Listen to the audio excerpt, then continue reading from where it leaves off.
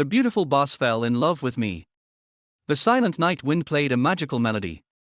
In a small rented room of just a few square meters, under the dim light, Huang Xing gazed longingly at his new wife, Zhao Xiaoran, his heart filled with the desires of a man. To be exact, the title of groom had become a mere formality within a few days after the wedding. Recently, his wife had been rejecting his advances. Zhao Xiaoran, Huang Xing's wife, possessed a stunning beauty and figure that could captivate anyone. This had always been Huang Xing's pride. Coming from a poor background, he had always hoped to provide his wife with a life free of worry and hardship, working hard to make that dream a reality. For that, he had sacrificed a great deal. He worked as a security guard for a security company, currently assigned to oversee the headquarters of the large state-owned enterprise, Chengxin Group, in the provincial capital. In some ways, he had indeed created a small legend. His supervisor, Huang Jinjiang, the office director in charge of Chengxin Group's security, had taken a liking to him. Within just over half a year, he had been promoted to the position of security team leader. Only he himself knew how much effort, responsibility, and commitment to his family and wife had been hidden behind this rapid promotion.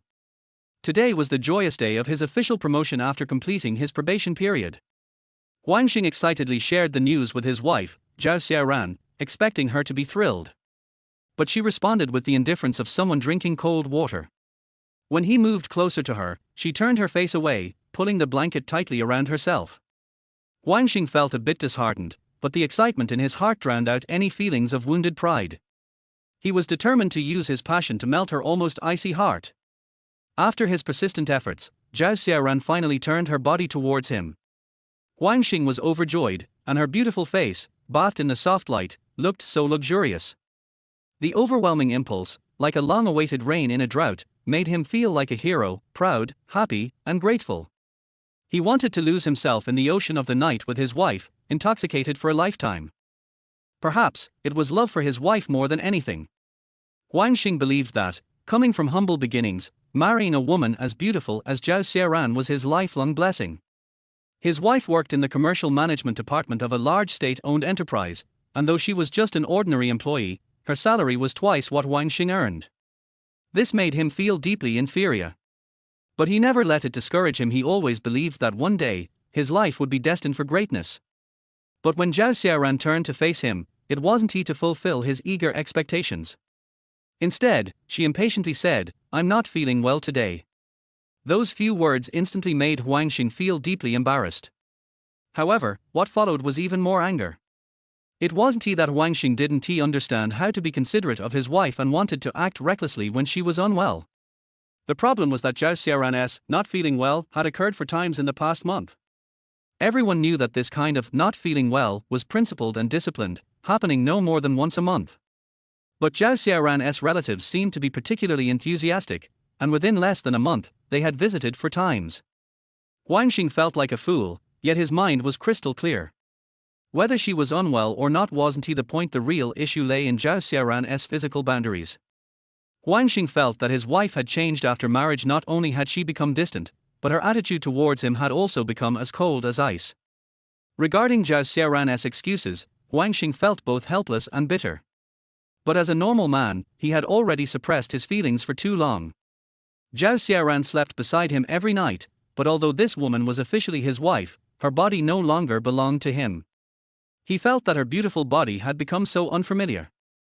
Huang Xing's old desires had not been fulfilled in what felt like an eternity. Huang Xing moved closer, his face full of embarrassment. "Wife, can you give me a chance?" To his surprise, Zhao Xiaoran's lips trembled slightly, and she nodded faintly. Huang Xing was overjoyed, feeling like he had been granted an incredible favor. He kept telling himself, "I must not disappoint my wife, I can't let her down." It felt like a dream, and he was so excited that he almost burst into tears. Eager to please, he was full of passion. However, his wife remained as cold as ice, like a puppet. She was simply going through the motions. A sense of unexplainable coldness crept into Huang Xing's heart. Zhao Xiaoran impatiently urged him, "Hurry up." Her indifference made him feel insulted, and he froze. He suddenly understood the complexity behind Cao Cao's famous line, "Abandon it, it has flavor, eat it, there's no meat." Zhao Xiaoran impatiently raised her voice, "Didn't you hear me? Hurry up." This is my last time fulfilling my duty as a wife. Huang Xing suddenly froze in shock. What? What do you mean? Chapter 002, The Cost of the Transaction. Huang Xing was stunned, and his previously fiery emotions suddenly evaporated. He retreated, his will to fight gone. Zhao Xiaoran, who had always been as cold as ice, finally exploded. She sat up abruptly from the bed, glaring at Huang Xing with fury. In that moment, Huang Xing felt that the wife he had once seen as angelic, beautiful, was now a terrifying monster. Her anger surged like a flood, and Huang Xing was caught off guard. Perhaps he should have realized that this day was bound to come. He couldn't give her everything she wanted, and for a woman obsessed with vanity, that was a fatal blow.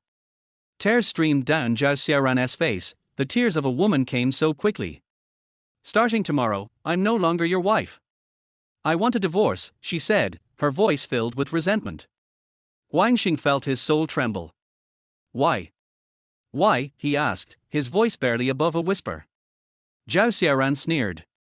Why? Haven't you thought about why? I can't take it anymore. I've had enough of this life. I, Zhao Xiaoran, am like a beautiful flower stuck in a pile of cow dung. Back then, so many men liked me, but I chose you, I followed you. But what kind of life have you given me? Living in a tiny rented room, wanting a decent meal or a nice dress feels like a fantasy. Is this a life, do you understand? I can't even hold my head up in front of my colleagues. One husband works in a government job, another husband is a vice president at a state-owned enterprise, and the least impressive one husband is a department manager in a company. When people ask me what my husband does, I'm too embarrassed to say. I can't gather the courage to tell them my husband is a security guard watching the door. Do you know what people think of security guards? They call them watchdogs. Huang Xing felt a burning shame on his face. He never imagined that in his wife's eyes, he was so insignificant. He had always believed that as long as there was love, there would be a family. Now, he realized that love without a foundation of financial stability would not last, and a family without that foundation would not endure. He had always believed in the power of love, and indeed, love had given him strength, allowing him to rise to the position of security team leader in just 6 months. He thought his wife would be happy for him, but that was just his naive fantasy. His wife, Zhao Xiaoran, was of Manchu descent, but she was never satisfied. Huang Xing fought back the tears threatening to spill from his eyes, refusing to let them show his weakness. He still tried to reassure her. I'm still young, wife. I've been working hard. In just 6 months, I became a security team leader. Next month, my salary will increase by 200. Zhao Xiaoran laughed mockingly, looking at him with disdain. 200, that's so much. Being a security team leader is impressive, huh? You're still just a security guard, still watching the door. I, Zhao Xiaoran, must have been blind to pick you. Back then, I thought you were handsome, good-looking, and honest. But Huang Xing, tell me, other than being handsome, what other strengths do you have? I almost forgot, you have one other strength. In bed, you're particularly strong, like a horny dog at night. Really, Huang Xing, I'm telling you, with your potential, you'd be much better off as a gigolo. Huang Xing was crushed by the sting of her words. She went on, Huang Xing, I've had enough. There's no happiness in this marriage for me. I'm so unlucky, I can't enjoy anything that a woman should. Do I look ugly? Why is life so unfair to me? Why can women who aren't as pretty as me find rich, successful men, while I, Zhao Xiaoran, ended up with a vase like you? Finally, Huang Xing could no longer hold back his tears. They flooded out uncontrollably. He had always been strong, always believed that his hard work would pay off. But in that moment, everything seemed to turn to smoke. The angel he had once admired was nothing but a vanity-driven illusion. He couldn't give her what she wanted, and he realized that he could never truly win her heart. Hearing the sarcasm in his wife's voice, Huang Xing's heart turned to ice. But he still made one last attempt, trying to salvage the situation. Xiaoran, you have to believe me, I'm still young, I'll give you everything. I'll make you the happiest woman in the world. He wanted to hold her, to make her understand the love and promises he had for her. But he didn't. He feared that the emotional coldness between them had already frozen over, and that he could no longer revive the love they once shared. They said marriage was the grave of love, but he didn't know what could save the dying love and the collapsing marriage. It came so suddenly that it felt like the end of the world. He couldn't imagine his life without love, without Xiaoran. It felt as if everything would plunge into darkness. Zhao Xiaoran gave a strange smile, then lay back down and urged him impatiently. Come on, let me fulfill my wifely duty for the last time. Before 6 a.m. tomorrow, I still belong to you. Huang Xing felt like crying without tears. Zhao Xiaoran urged him again. Seeing Huang Xing still motionless, she grew angry. Huang Xing, where is your courage? Come on, I'm telling you, once this chance passes, it'll be gone forever. Huang Xing couldn't bear to listen any longer. Every word from his wife felt like a knife, repeatedly stabbing his heart. Suddenly, he broke down and cried out loud. How he wished this was all just a nightmare. But reality was always 1,000 times clearer than any dream. Zhao Xiaoran seemed to have a moment of conscience. She slightly shifted her posture and reached out to grab Huang Xing. Zhao Xiaoran sneered. Huang Xing, do you know, you're not even as good as it. At least it knows how to stand tall and proud. But your life has never amounted to anything. Huang Xing couldn't take it anymore. He swatted her hand away. Have you said enough? Zhao Xiaoran snorted coldly. Don't be ungrateful. I, Zhao Xiaoran, have done my duty. If it were anyone else, they would never marry a useless man like you. Don't get married if you can't make a woman happy. It'll only harm people. Huang Xing was on the brink of a mental breakdown. He screamed, his voice hoarse, get out. Zhao Xiaoran, get out of my life. Zhao Xiaoran stood up abruptly. I've been waiting for you to say that. She stood straighter than ever, even twisting her waist, as if showing off her figure. Slowly, she began to put on her clothes, each movement filled with dissatisfaction and mockery of their life. Huang Xing, for the first time, saw her dressing with the detached ease of a woman who had just finished serving a customer. But he didn't know how to pay for this failed transaction. Yes, it felt more like a transaction, and the price of that transaction was equal to the grave of their marriage. Chapter 003, The Great Benefactor. Amidst his reflection and pain, Huang Xing watched as Zhao Xiaoran dressed and walked out of the rented apartment. She left with nothing but her love. But she also left him with an immense wealth, one that was called pain. There was nothing more motivating than pain. It was like a step that might either block your path, causing you to stumble, or push you to step over it and rise higher. However, when Zhao Xiaoran slammed the door behind her, Huang Xing didn't see this pain as a form of wealth. Before pain undergoes its internal transformation, it remains just that pain. Huang Xing roared in madness, quickly dressing himself. He suddenly felt pathetic. From the perspective of a farmer, a flower planted in cow dung might be nurtured better and bloom brighter. But in this materialistic city, where women, influenced by the dazzling lights and luxuries, would rather cry in a Mercedes-Benz or BMW than smile while planted in cow dung. As he recalled the beautiful times they once shared, Huang Xing couldn't help but shed tears. But soon, he realized how dangerous it was for Zhao Xiaoran to be out alone at such a late hour.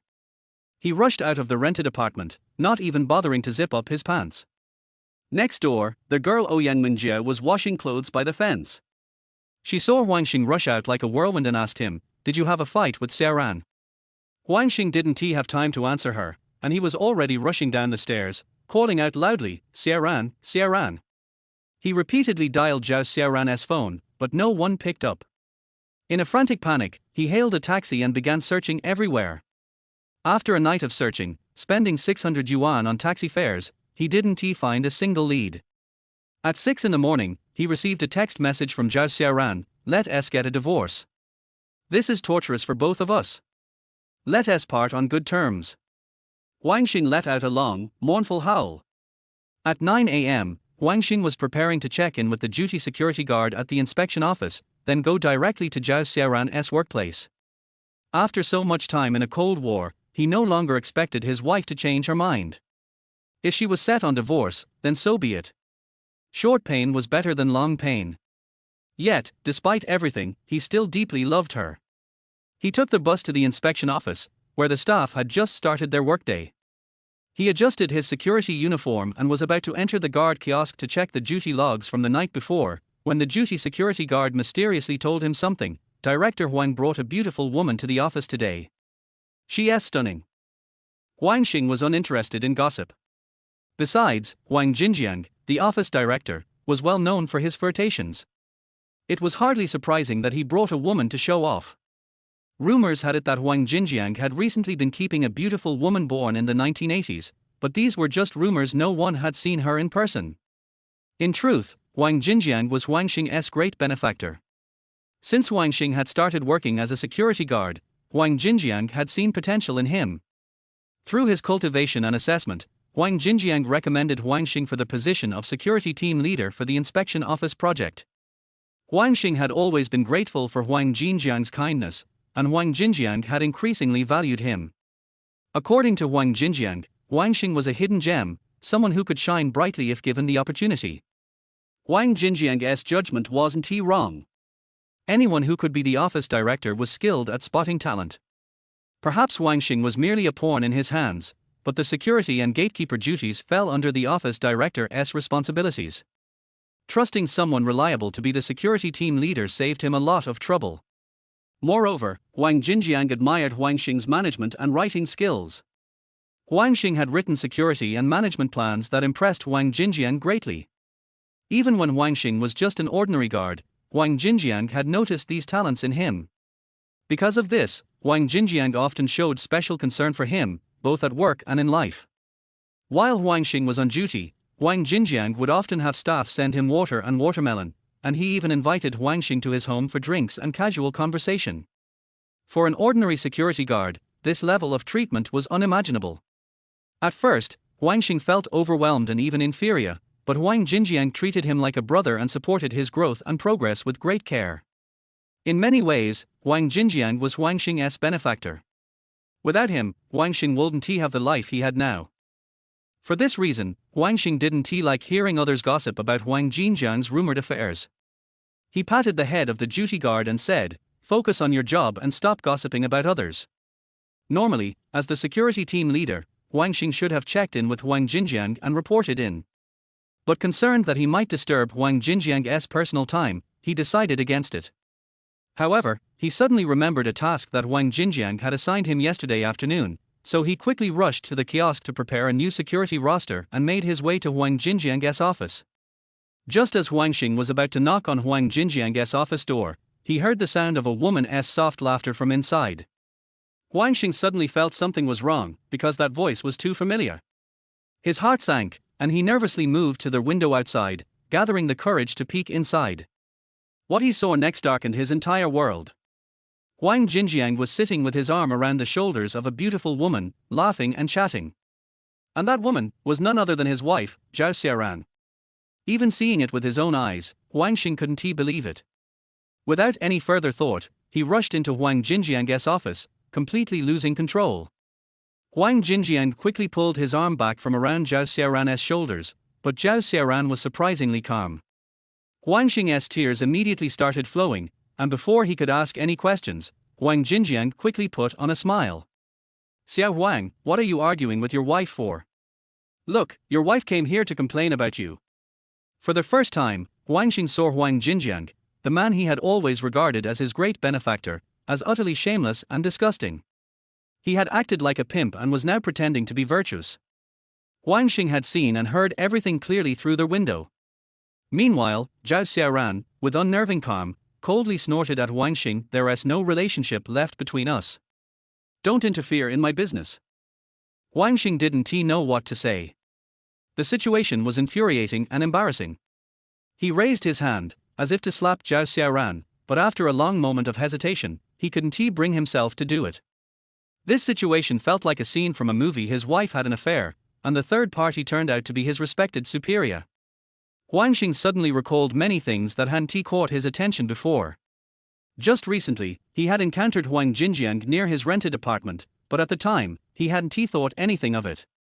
Even when the other security guards gossiped about Huang Xinjiang's mistress, he had defended Huang Xinjiang, brushing it off as just rumors. But now he realized, their benefactor, who had been keeping a mistress, was none other than his own wife. Chapter 004, The Mushroom Incident. These days, the more beautiful a wife is, the higher the risks. A wife's infidelity often hits harder and faster than inflation. Huang Xing remembers that for months ago, Zhao Xiaoran had visited him at the inspection center. At the time, director Huang had been preparing to leave. Zhao Xiaoran's boss called her urgently to handle some business at the mall, and Huang Xing, coincidentally heading in that direction, offered to drive her there himself. Huang Xing had always been grateful for this favor, not knowing that this casual errand would later evolve into the beginning of his cuckoldry. It's no wonder. Compared to a small security guard, a government official like Huang Xing was like a luxurious Audi compared to a modest little car. Once Zhao Xiaoran got into their high life, she grew increasingly disgusted with the uneventful, insecure future her old life held, eventually leading her to abandon him. This society, where poverty is mocked but infidelity is accepted, has produced many bad women. Many women would rather secretly be mistresses to rich men than live openly with an ordinary man.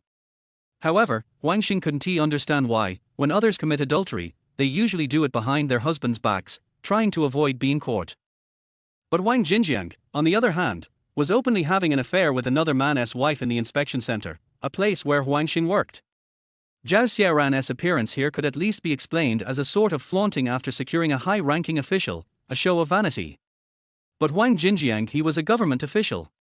How could he boldly flaunt an affair with someone else's wife, knowing full well that her husband was the security team leader who could easily discover their secret? Did he not fear being fired or exposed?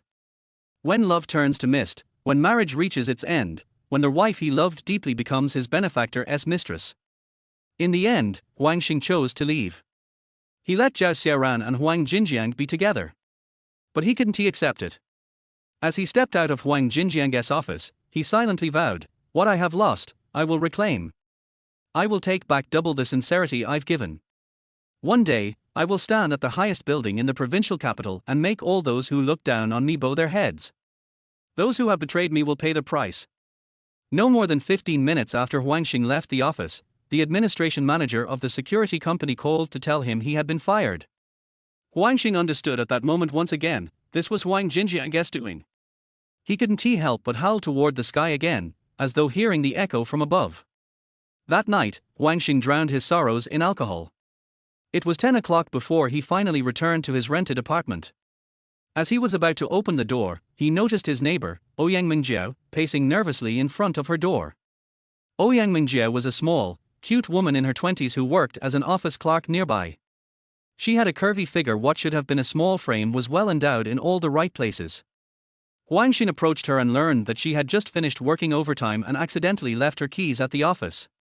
When she went back to retrieve them, she found the door locked, so she was debating whether to break in with a brick. Out of sympathy, Huang Xing invited her to sit in his room while she figured out what to do.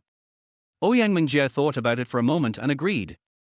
Once inside, Ouyang Mingjiao took off her work jacket, revealing a white floral blouse that highlighted her ample chest.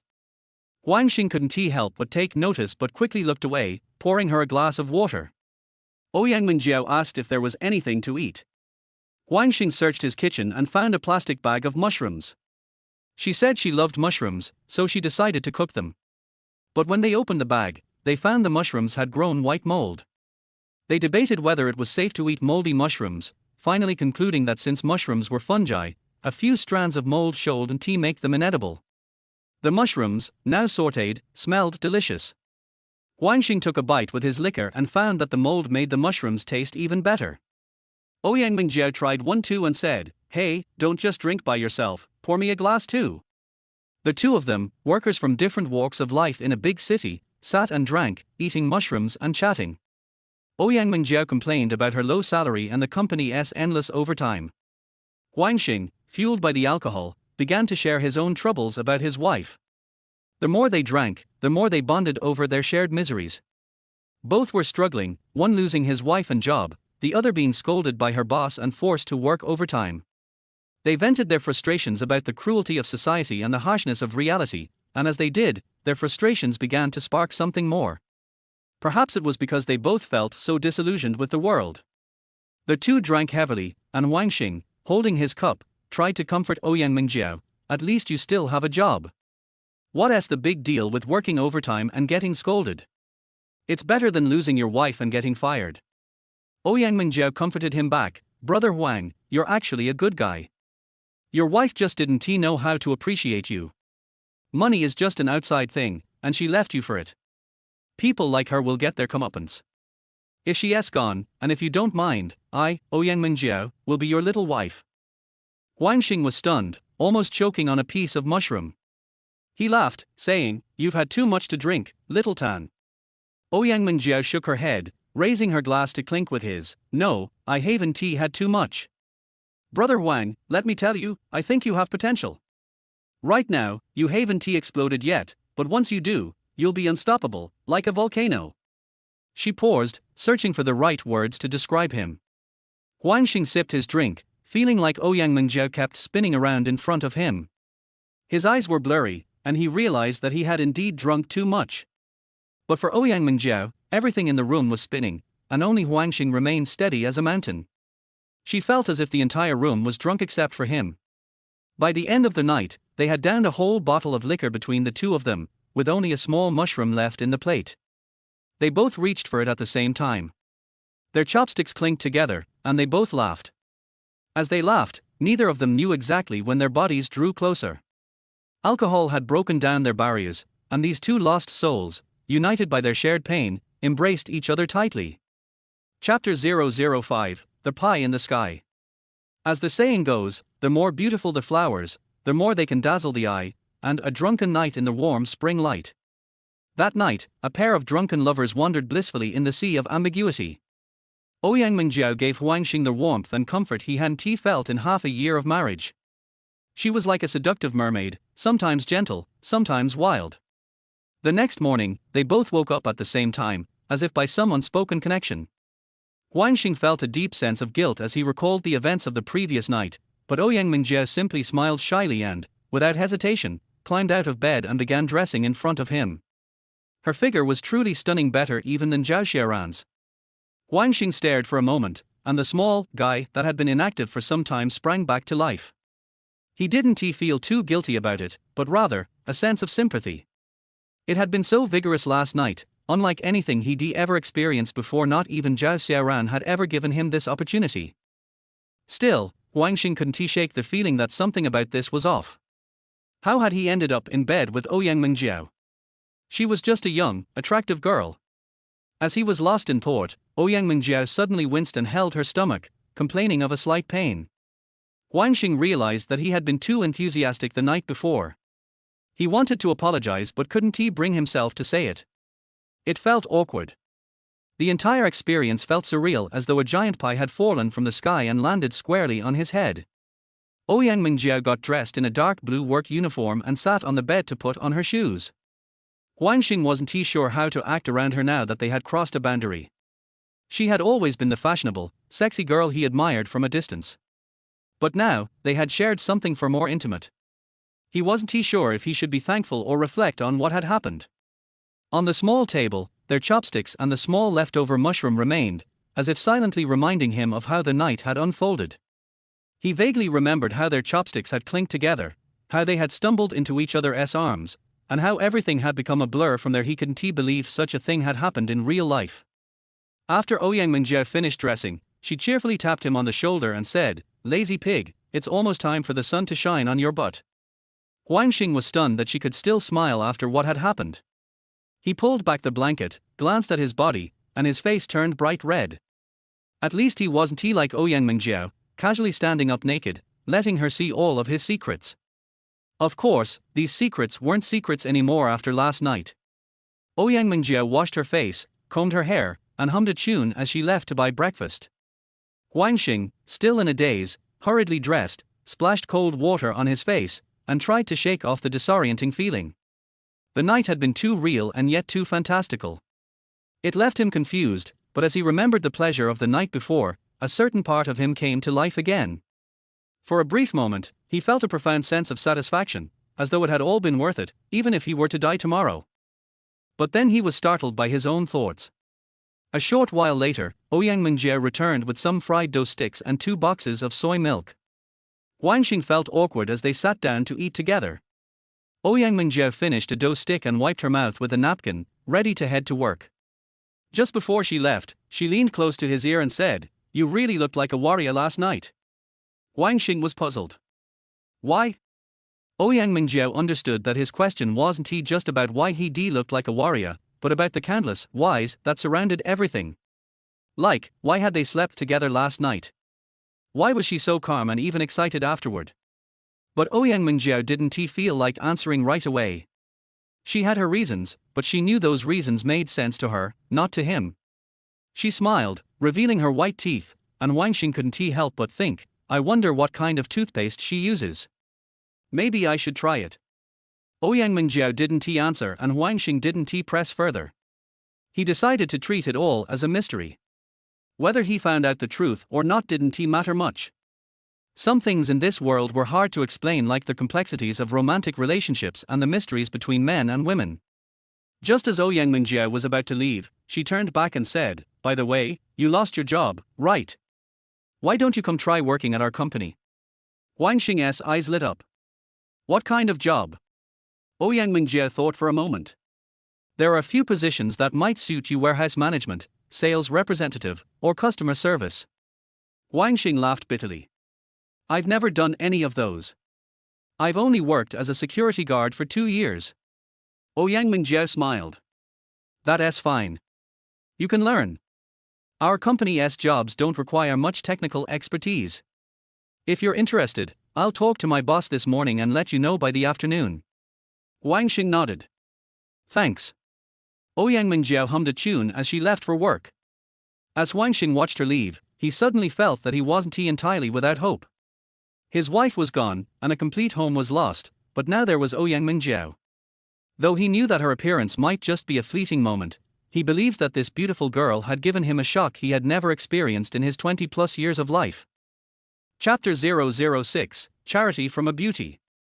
Huang Xing originally wanted to go out and buy a job on Jilian recruitment to see if there was a job that suited him, but considering that Ouyang Mingjiao was fighting for him, he gave up the idea. Although he had achieved certain results in the security industry, he no longer wanted to touch that job. That had turned into a kind of injury, forever engraved in Huang Xing's heart. He decided to change himself. He didn't believe that such a big provincial capital would not have a stage that belonged to him. Huang Xing spent the whole morning reading books on administration in the rental house. He liked reading and writing. Recently, he even had the idea of writing. He wanted to use the pen in his hand to outline a half-real and half-illusory life trajectory. Reality is full of tragic colors.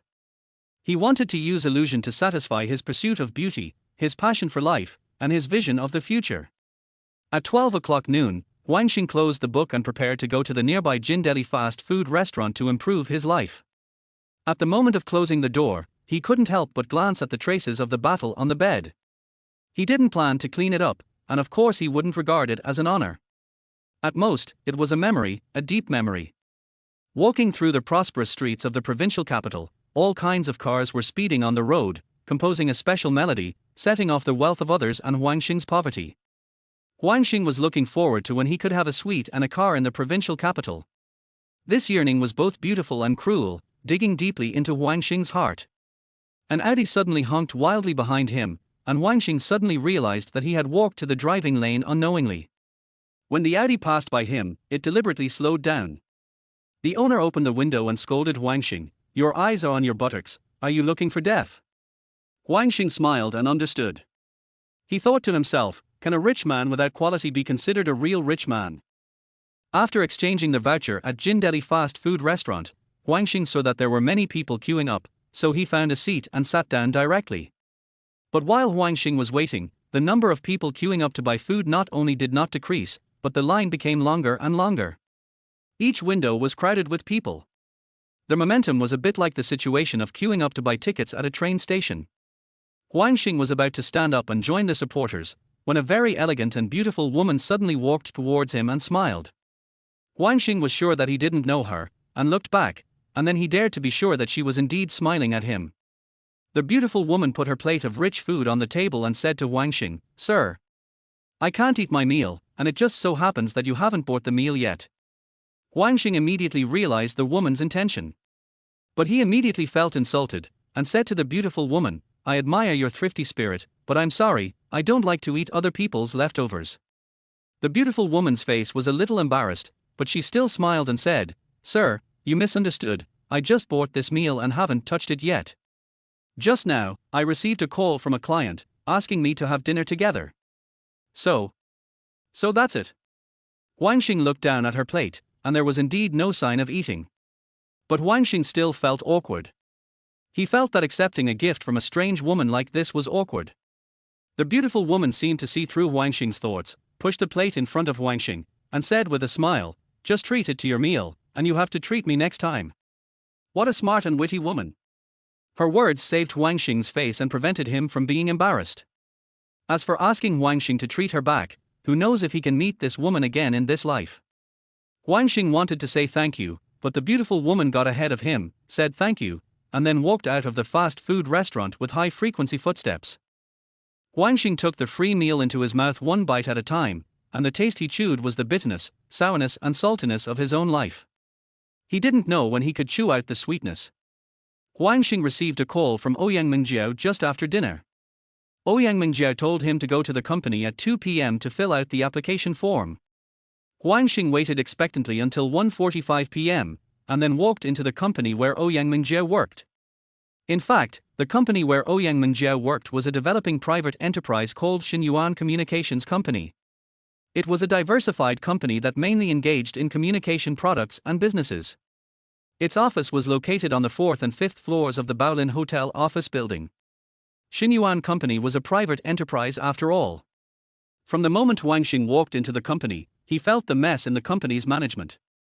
Although it seemed that the company had a large office area, it occupied 2 floors with 30 or 40 office rooms. But the corridor was dirty, as if it had not been cleaned for several days. The clerk in the reception room opposite the stairs casually threw a large paper ball on the ground. And no one stood up to greet and ask about Huang Xing's visitor. Until Ouyang Mingjiao walked over with the sound of ladies' leather shoes. Ouyang Mingjiao took Huang Xing to an office with the title of marketing manager. A short and fat middle-aged man called Manager Cao asked Huang Xing to fill out a form. After asking some trivial questions, he decided to keep him on the spot. The specific position was sales and after-sales service. The salary was not high, 750 yuan during the probation period, and it would be increased after 3 months depending on his performance. Huang Xing agreed confusedly, and Manager Cao asked Ouyang Mingjiao to take Huang Xing to understand the company. Ouyang Mingjiao took Huang Xing to visit the various offices on the 4th and 5th floors, and Huang Xing quickly had a basic and preliminary understanding of the company. To some extent, Xinyuan Company can be regarded as a company with more women than men, with female employees accounting for more than 90%. Except for one after-sales supervisor and several department managers who are men, the rest are all women. Even the bosses of the company are women. Although this company does not look very formal, it operates a lot of business. Through Ouyang Mingjiao's introduction, Huang Xing learned that the company's main business is 1. Various business representatives of China Mobile, China Unicom, and China Netcom, such as wireless phones and other value-added services 2. Mobile phone production, wholesale, and direct sales. The company has 3 stores and more than a dozen small counters in Jinan 3. Special after-sales service stations for mobile phone brands such as Nokia, Coolpad, and Samsung in Jinan. After a brief acquaintance, Ouyang Mingjiao took Huang Xing back to Manager Cao's office. Manager Cao took a wireless phone from the table and gave Huang Xing a series of training without much technological content. It turned out that this wireless phone was one of Xinyuan Company's main businesses and a people-friendly business launched by China Mobile and China Unicom. The wireless landline phone combines the functions of a landline phone and a mobile phone. It looks like a landline phone, but it can be charged and inserted with a special card. The most important thing is that the rate is cheap, 1.25 cents for long-distance calls and only 6 cents per minute for local calls. In fact, to put it bluntly, this wireless landline business is a means and bargaining chip for telecom operators to seize the market, and Xinyuan Company earns rebates on phone charges and price differences by acting as their agent. Huang Xing is a smart man. He quickly learned the essentials of installing and repairing this wireless landline phone. In this way, Huang Xing became the after-sales service of Xinyuan Company. But in fact, Huang Xing did not take this job too seriously, because this was not his pursuit. However, he needed to make a living, so he had to do a job first. Under the condition of meeting his daily needs, it is often wiser to ride a donkey to find a donkey. At least he will not starve because of no income. However, Huang Xing did not expect that it was this inadvertent choice that laid the foundation for his legendary life. Chapter 007 Begging for Mercy. After-sales service is actually a relatively free job. Sometimes there is nothing to do for several consecutive days, and sometimes you have to go to several customers a day to maintain the phone. When Huang Xing was free, he also learned a few tricks from the sales staff and started telemarketing. For the first time, he felt that he was quite friendly. In 1 month, he negotiated with 12 customers and received a sales commission of 800 yuan, which, together with his salary, was exactly 1,600 yuan. On the day of salary payment, Huang Xing was very excited. After wandering around the vegetable market, he bought some relatively affordable vegetables and half a catty of pork and returned to the rental house. He was ready to improve his life with Ouyang Mingjiao. In the past month, Ouyang Mingjiao has been acting as his life assistant. Since that night, Ouyang Mingjiao often visited Huang Xing's room at night. When everything became familiar, the two of them ate and lived together unconsciously. For Huang Xing, if Zhao Xiaoran brought him betrayal and pain, then Ouyang Mingjiao brought him surprise and compensation. She gave Huang Xing everything that Zhao Xiaoran could not give. Huang Xing wanted to cook a few good dishes for Ouyang Mingjiao himself, but he didn't expect that Ouyang Mingjiao had the same idea as him. Not long after, she rushed back with a large plastic bag of vegetables and meat. The two of them couldn't help hugging each other tightly because of their mutual understanding. She kissed him and said that heroes and beauties think alike. The two of them worked together and 6 fragrant home-cooked dishes were served on the table. Huang Xing couldn't wait to take a bite of the fried mushrooms with chopsticks and said, "It smells good, it smells really good." Ouyang Mingjiao asked playfully, "Is it as fragrant as me?" Huang Xing was stunned and said with a smile, "They all smell good." Ouyang Mingjiao came over and asked Huang Xing to smell her fragrance and guess what perfume she used. Huang Xing couldn't guess and said he would guess it after dinner. Ouyang Mingjiao smiled and glanced at the bed. The stormy waves in the past echoed in her mind, and endless longing bloomed in her eyes.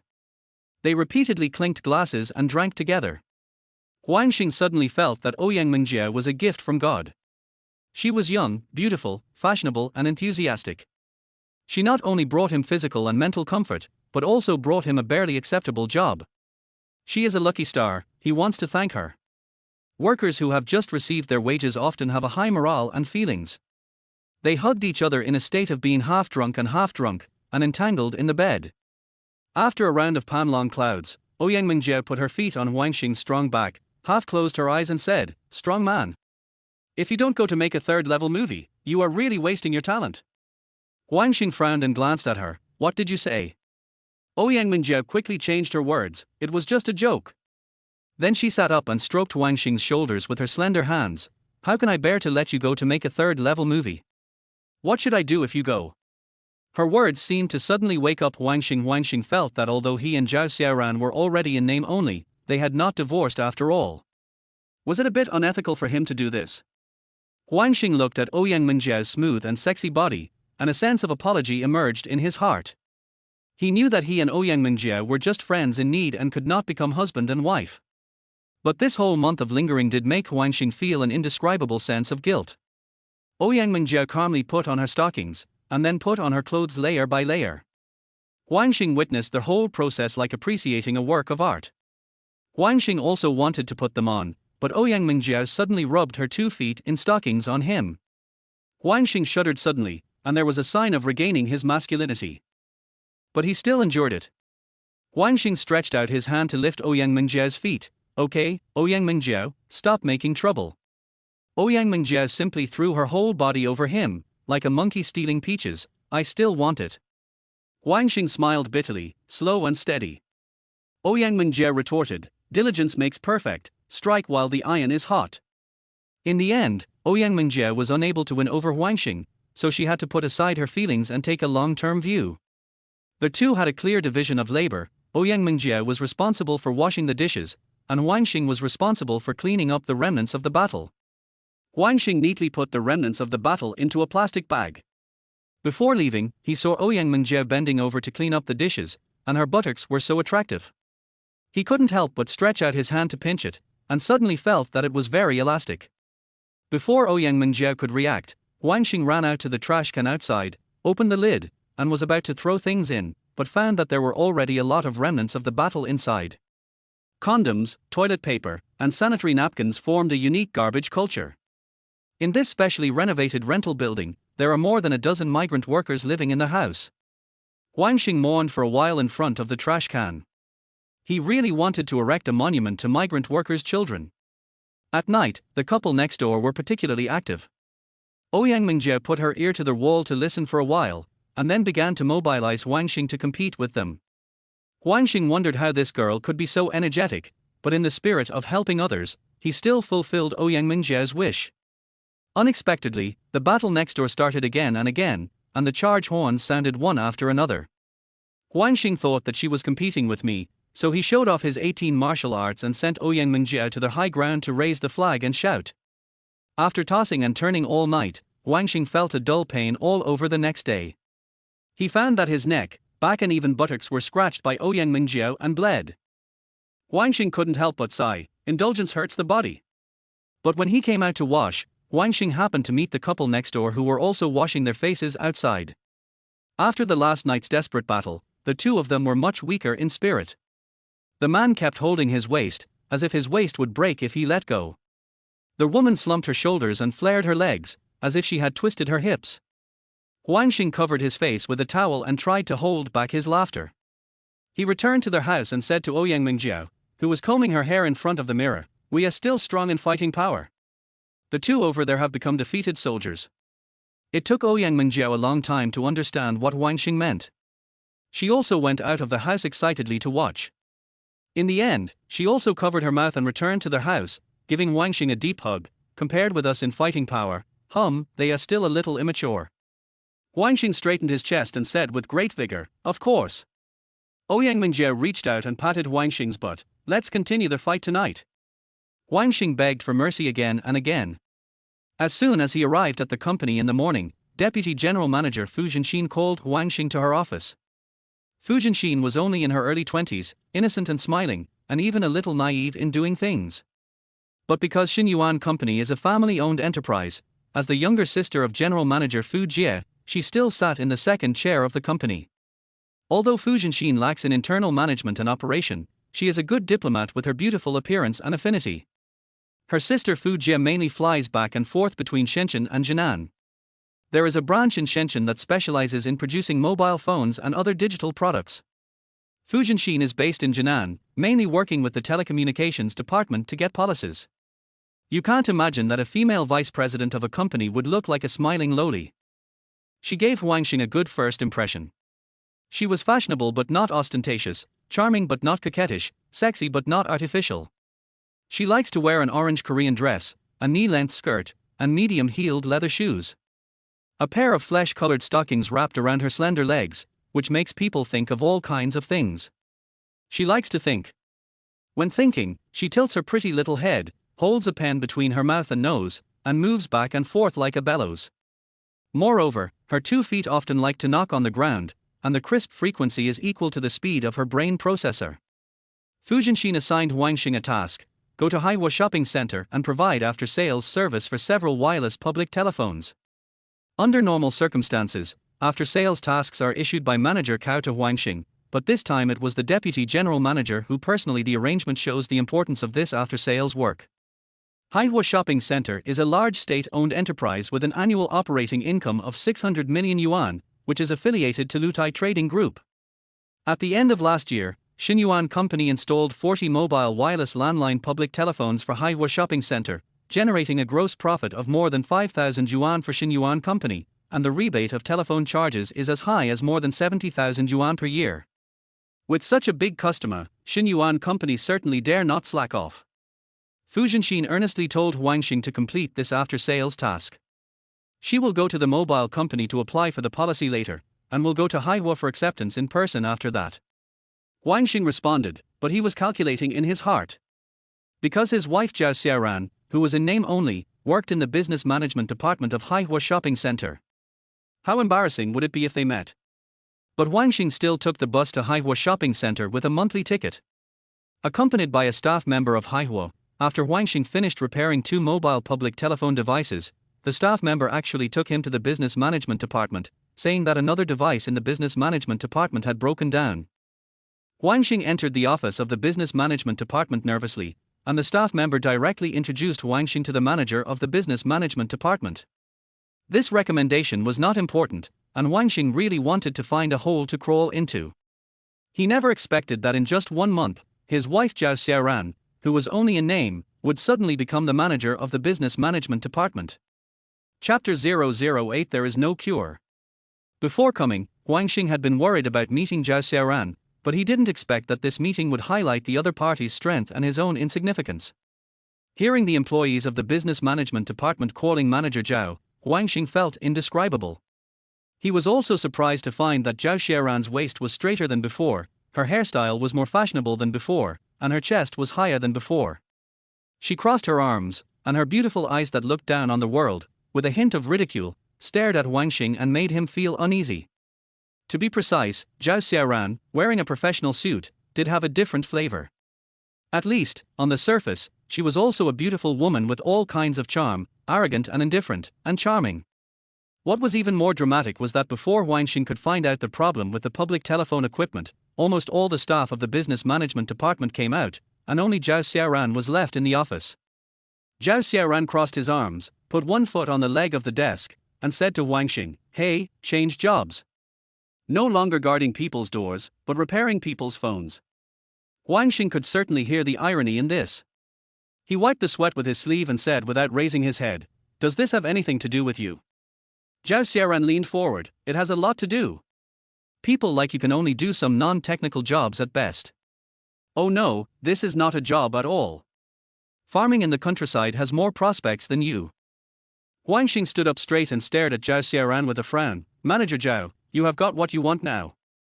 I hope you will be more respectful in the future." Zhao Xiaoran smiled indifferently. "Respect you? Do you deserve my respect? Why do incompetent men want to be respected by others? Fortunately, I, Zhao Xiaoran, escaped from the sea of suffering in time, otherwise I would not have the opportunity to be promoted to manager." Huang Xing snorted coldly. "Great, you are really great. How did this manager become this? I'm afraid you know more about it than I do." Zhao Xiaoran stretched his neck. "Jealous? Envious? Hatred? I tell you, Huang Xing, I will go with you to go through the divorce procedures this month and give you back your freedom." Huang Xing put the public telephone equipment on the table fiercely. "Do it. The sooner the better."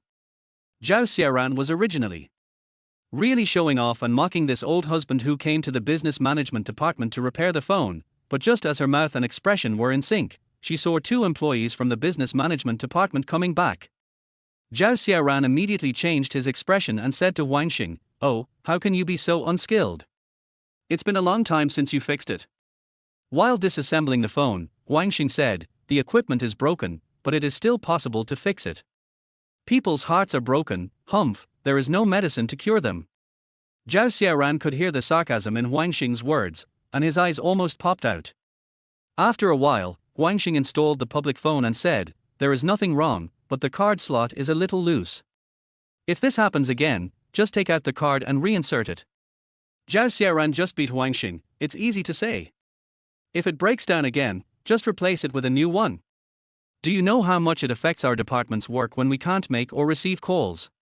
Huang Xing smiled and said, "I can change the phone, but I don't have the right to do so.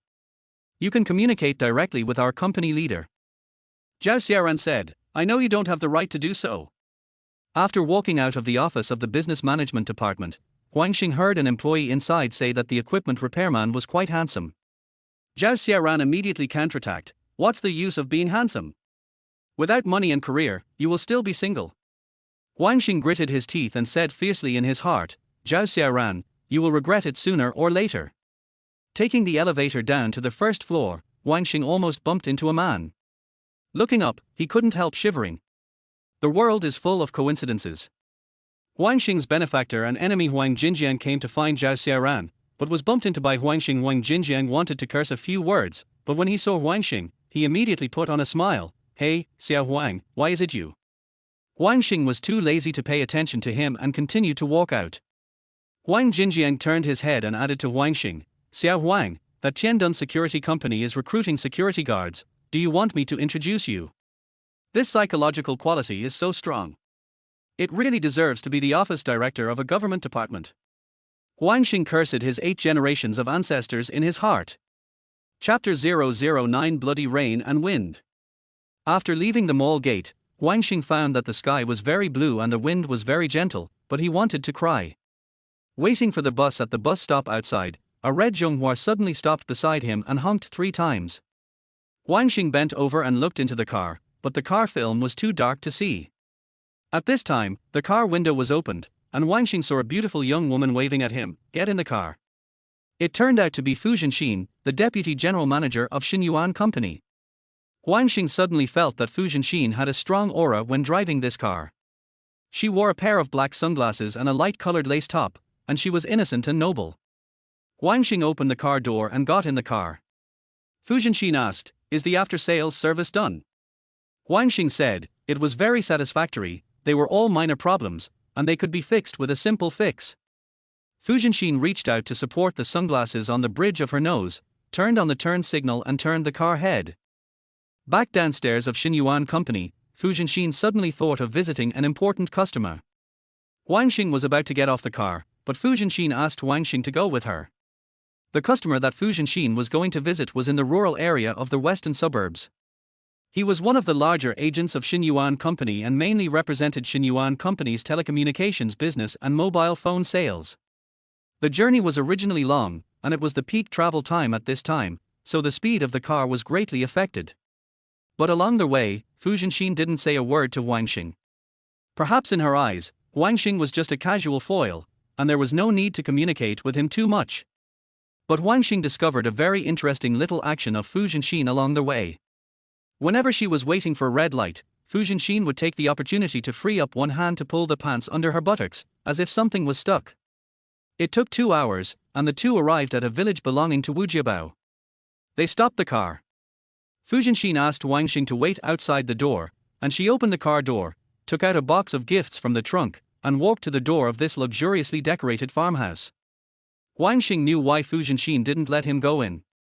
She was afraid that he would find out the agency price and shipping price of Xinyuan Company. He was just a small after-sales service now, and he was not even qualified to know some of the company's most basic business secrets. Fu Zhenxin stepped into the farmhouse with mysterious footsteps. Huang Xing accidentally looked up and happened to see Fu Zhenxin's tall and slender back, which made him feel a little emotional. Fu Zhenxin freed one hand while walking and gently pulled the clothes that tightly wrapped her plump buttocks. Although this action was indecent but very sexy, Huang Xing realized that her underwear must be too soft and embedded in the crack of her buttocks. She felt uncomfortable and pulled it a few times. After waiting in the car for half an hour, there was still no sign of Fu Zhenxin coming out. Huang Xing simply took out his mobile phone and played games for a while. But until his fingers were a little sore, Fu Zhenxin still didn't come out. Huang Xing looked around for a while after getting off the car, and suddenly felt a little urgent to pee, so he began to look around for a toilet. Behind this farmyard, there was a simple toilet built with broken bricks, and Huang Xing walked over quickly. But as soon as Huang Xing entered, he noticed a strange atmosphere. He wanted to cover his nose instinctively to relieve the pungent smell of the toilet, but he smelled a special fragrance. When he looked up, he was shocked. There was someone in the toilet. Time stopped at this moment. A fashionable and beautiful girl was half squatting. It was no one else, it was Fu Zhenxin. All the spring scenery was in sight. Although Huang Xing retracted his gaze in time when he found something unusual, the shocking scene was clearly imprinted in his mind. Huang Xing turned his head and walked out awkwardly, with cold sweat on his face. Fu Zhenxin put on her clothes and walked out angrily, scolding Huang Xing. Shameless and obscene words burst out from her cherry mouth, but Huang Xing didn't hear them. Very harsh. He was extremely annoyed about the car accident in the toilet this time, blaming himself for being too reckless and desecrating Fu Zhenxin's holiness. The abuse floated in the air. Huang Xing didn't feel the lightning and thunder, but just felt that he didn't even have the courage to apologize. Huang Xing was born in the countryside. In fact, it is not uncommon to have a car accident in the toilet in the countryside. The toilets in the countryside are usually made of broken bricks and tiles, and there is no distinction between men and women. If the villagers are more cautious, they often cough twice before going to the toilet. If no one in the toilet responds, they dare to go in. In this environment, Huang Xing also knows how to use secret signals to test whether there is anyone in the toilet. But this time, perhaps he was too eager to urinate, so he didn't have time to send a signal, which led to the tragedy. Fu Zhenxin scolded Huang Xing like a stinky sock. Huang Xing just bowed his head and admitted his guilt without saying a word. On their way back, Fu Fu Zhenxin hinted to Huang Xing that he was not allowed to mention what happened today to anyone, otherwise he would be in trouble. Huang Xing nodded repeatedly. This girl Fu Zhenxin, when she gets angry, she is called a responsible person. But Huang Xing is not disgusted with her, but full of apologies. Downstairs of Xinyuan Company, Fu Zhenxin stopped the car, habitually stretched out her hand to pinch her buttocks a few times, and then strode in. Huang Xing looked at Fu Zhenxin's back anxiously, and he hesitated to move. For some reason, the scene in the toilet invaded his brain all the time, playing over and over like a movie. He cursed himself for being shameless, and went upstairs in a daze. As soon as he went upstairs, he saw Ouyang Mingjie walking past him with a clattering sound, like a fairy from outer space. Ouyang Mingjie felt Huang Xing's breath, stopped and stood in front of him to interrogate, "What have you been doing?" Huang Xing said truthfully, "I accompanied General Fu to meet a client." Ouyang Mingjie's eyes lit up, "You are good, so soon." She immediately seemed to realize something, approached Huang Xing, and said in a voice, "Are you fascinated by little General Fu? You look absent-minded. Let me tell you, little General Fu is not a real beauty. The real beauty will come back tomorrow, big General Fu. That is, little General Fu's biological sister, Fu Jie." Huang Xing was stunned. Fu Jie? Biological sister? Ouyang Mingjie seemed to understand Huang Xing's inner doubts and explained, General Manager Fu's original name was Fu Zhenjie, but later the middle character Zhen was removed and became Fu Jie. She has been on a business trip recently and is said to be back tomorrow. Just wait and see, as soon as General Manager Fu comes back, Xinyuan Company will immediately set off a bloody storm. Huang Xing wanted to ask General Manager Fu why he changed his name, but he felt that it was superfluous, so he gave up. After Ouyang Mingjie left with a slender waist, Huang Xing also returned to the workshop. Manager Cao was not there, and he did not receive any after-sales tasks, so he sat down and drank a few sips of water. However, the incident of the car accident in the toilet has not disappeared from Huang Xing's mind. He struggled for a long time, and when he thought of Fu Jie who was about to return tomorrow, he reluctantly shifted his thoughts and started to speculate about Fu Jie's appearance and personality. But in fact, since Huang Xing joined the company, although he has not seen this legendary strong woman, the boss of Xinyuan Company, with his own eyes. But her name has been circulating throughout the company. In the words of Manager Cao, she is simply beautiful and is the most successful masterpiece of God's creation of man. Including the female employees in the company, when they mention Da Fu Zong, they all feel ashamed, envious and jealous. Huang Xing suddenly thought of Fu Jie's name change. At this time, his mind suddenly lit up and he suddenly realized. No wonder Da Fu Zong wanted to change Fu Zhenjie to Fu Jie. This name sounds fresh and refined at first, but you can taste the clues after careful tasting. I really doubt whether Da Fu Zong is her parents' biological child. They hope that their daughter will be chaste when she is born. No wonder Da Fu Zong changed her name. While Huang Xing and Ouyang Mingjie were discussing the Fu sisters here, Fu Zhenxin was repeatedly struggling in the office. Chapter 010, Dismissal. Fu Zhenxin was both annoyed and angry about what happened today. She hated Huang Xing for spying on her body. After weighing the pros and cons, she decided to cut the Gordian knot and expel Huang Xing from Xinyuan Company. Otherwise, if Huang Xing spread what happened today, how could she hold her head up in front of the employees? After making up her mind, Fu Zhenxin slapped the table and stood up, shouting, "Manager Cao!" Manager Cao came in like a thief from outer space, pushed the door open with a smile, stood in front of Fu Zhenxin, and asked while stroking the belt loop with his hand, "Little Fu, what do you want to talk to me about?" Fu Zhenxin frowned slightly, "Old Cao, can you be more serious? Why are you fiddling with your belt all day? I didn't know and thought. Forget it, I want to ask you to come here to assign you a task." Manager Cao sat down and smiled, "Go ahead." Fu Zhenxin stood up lightly and closed the office door. Although this journey was short, Manager Cao was overwhelmed with beauty.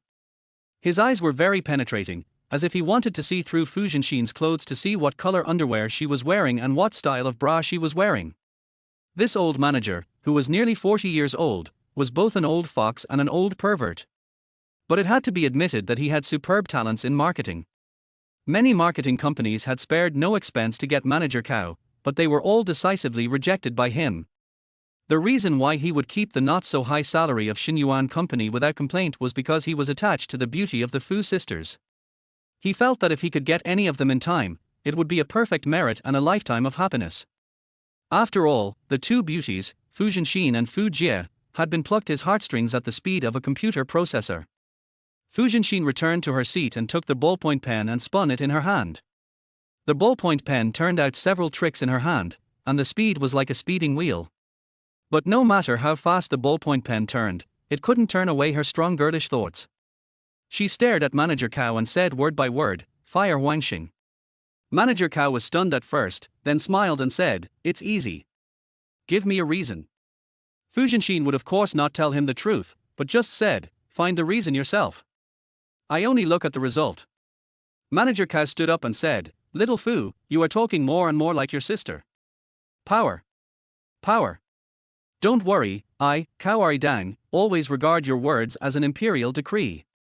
I promise that from now on, you will never see Huang Xing again. You little brat, dare to anger Feng Yang, you are looking for death." When Manager Cao was about to leave, Fu Zhenxin suddenly stood up and emphasized, "Remember one principle, pay him the salary. It's not easy for rural people to come out to work." Manager Cao held up two fingers to express. Watching Manager Cao leave the door, Fu Zhenxin couldn't help sighing. Huang Xing was soon called to Manager Cao's office. The moment he entered the door, Huang Xing felt a gentle breeze and drizzle blowing in his face. Manager Cao in front of him was playing on the table with his 5 fingers in turn like a pianist, smiling and chubby. He had not yet realized that not all smiles are as warm as the spring breeze, and not all people who love to smile are kind and amiable. Manager Cao invited Huang Xing to sit down, took out a pack of yushi from the drawer, took out a cigarette and put it in his mouth. What surprised Huang Xing was that this expensive yushi cigarette box contained a pack of red generals at 5 yuan. Manager Cao certainly didn't realize this detail. He held a cigarette worth 25 cents in his mouth, but exhaled the noble spirit of yushi. This kind of noble integrity that was swollen on the face made Manager Cao feel superior and well-spoken every time he blew a smoke ring. So much so that he leaned on the chair in a show-off manner, picked up the pack of yushi cigarettes in his hand and fiddled with them, as if he was afraid that Huang Xing didn't see clearly that he was smoking yushi. Huang Xing wanted to laugh, but he didn't. He would never have thought that the yushi cigarette box contained not only cheap counterfeit loans, but also a false weapon. After Manager Cao blew a few beautiful smoke rings in a row, he coughed lightly and asked Huang Xing, "How long have you been in the company?" Huang Xing said, "More than a month." But in his heart, he was secretly thinking, could it be that Manager Cao wanted to raise his salary? Manager Cao nodded slightly, "More than a month. Well, it's like this, I recommended a job for you, also after sales. The salary there is much higher than our company. You can leave Xinyuan company today." Huang Xing was stunned, a bolt from the blue. He couldn't help but ask, "Manager Cao, why did you fire me? What mistakes did I make?" Manager Cao said, "Fire. This is not a fire, it's a job requirement. In fact, you have been doing a good job since you joined the company.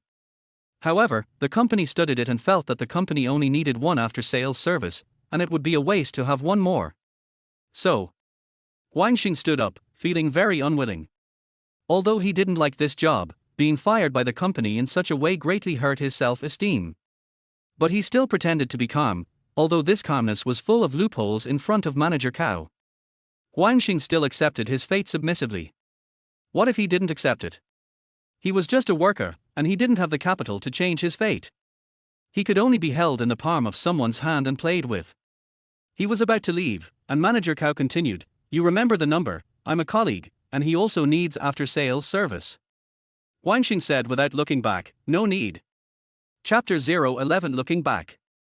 When he walked out of Manager Cao's office, he happened to pass by Fu Zhenxin, who had just finished inspecting the marketing department. He felt that Fu Zhenxin looked extremely unnatural, and even hurriedly quickened her pace. Her slender legs and pretty figure made him recall today's incident again. His face flushed, and then he felt apologetic again. He wanted to catch up with Fu Zhenxin and say hello, but he still controlled this idea. She is the sister of the big boss of Xinyuan Company, the deputy general manager. Why should I disturb her when I am just a small after-sales person? Fu Zhenxin walked to the door of her office, but inadvertently stretched out her hand to pull her buttocks and adjust the comfort of her clothes. She wanted to look back, but she felt it was unnecessary. Although this idea may just be her sudden compassion, or a gift to a little person who is about to disappear from her sight forever. But she never gave this look to the past. Huang Xing felt an inexplicable sense of loss. He returned to the workroom, packed up his pen and notebook under the strange eyes of his colleagues, looked at the familiar environment, sighed and walked out of the workroom. Manager Cao was humming a song and came out of the toilet in high spirits. When he saw Huang Xing, he suddenly seemed to remember something and asked him to hand over the customer list. After Huang Xing did as he was told, Manager Cao patted him on the shoulder and said meaningfully, "No matter where you work in the future, remember what I said, it is better to offend 10 men than to offend a woman." Huang Xing felt puzzled by this sentence. But he immediately realized it. But he still smiled, smiling at the various aspects of life and all things. Huang Xing smiled and went downstairs. The continuous failures made him extra careful when going downstairs. He fell twice in the workplace, and he didn't want to fall again on the stairs. He felt like he had walked these few short flights of stairs for a whole year. Every step he took would taste the ups and downs of life. At the entrance of the first floor, he was about to speed up his pace to leave this place that made him sad, but a shocking woman suddenly appeared in his sight. The woman was about 25 or 26 years old, wearing a fashionable black women's dress and a pair of red high-heeled sandals. Her hair was tied up and tied into a knot on the top of her head. She wore a golden hoop earring on each ear. Her snow-white skin was crystal clear, and her tall and slender figure exuded a charming aura. So graceful, so luxurious. It was as if she had absorbed all the glory in the world. An inadvertent glance was enough to subvert everyone. When Huang Xing was depressed, he was rarely interested in women, even if they were beautiful women who could topple a country. But today he seemed to be possessed by a demon. The moment he saw this woman, his originally depressed and listless mood suddenly shook up, and he almost shivered with shock. But in fact, he always felt that this woman looked familiar. The woman got off a Volkswagen and walked towards him face to face with clattering footsteps. The sound was so pleasant, as if it carried a beautiful melody, making the earth feel very comfortable.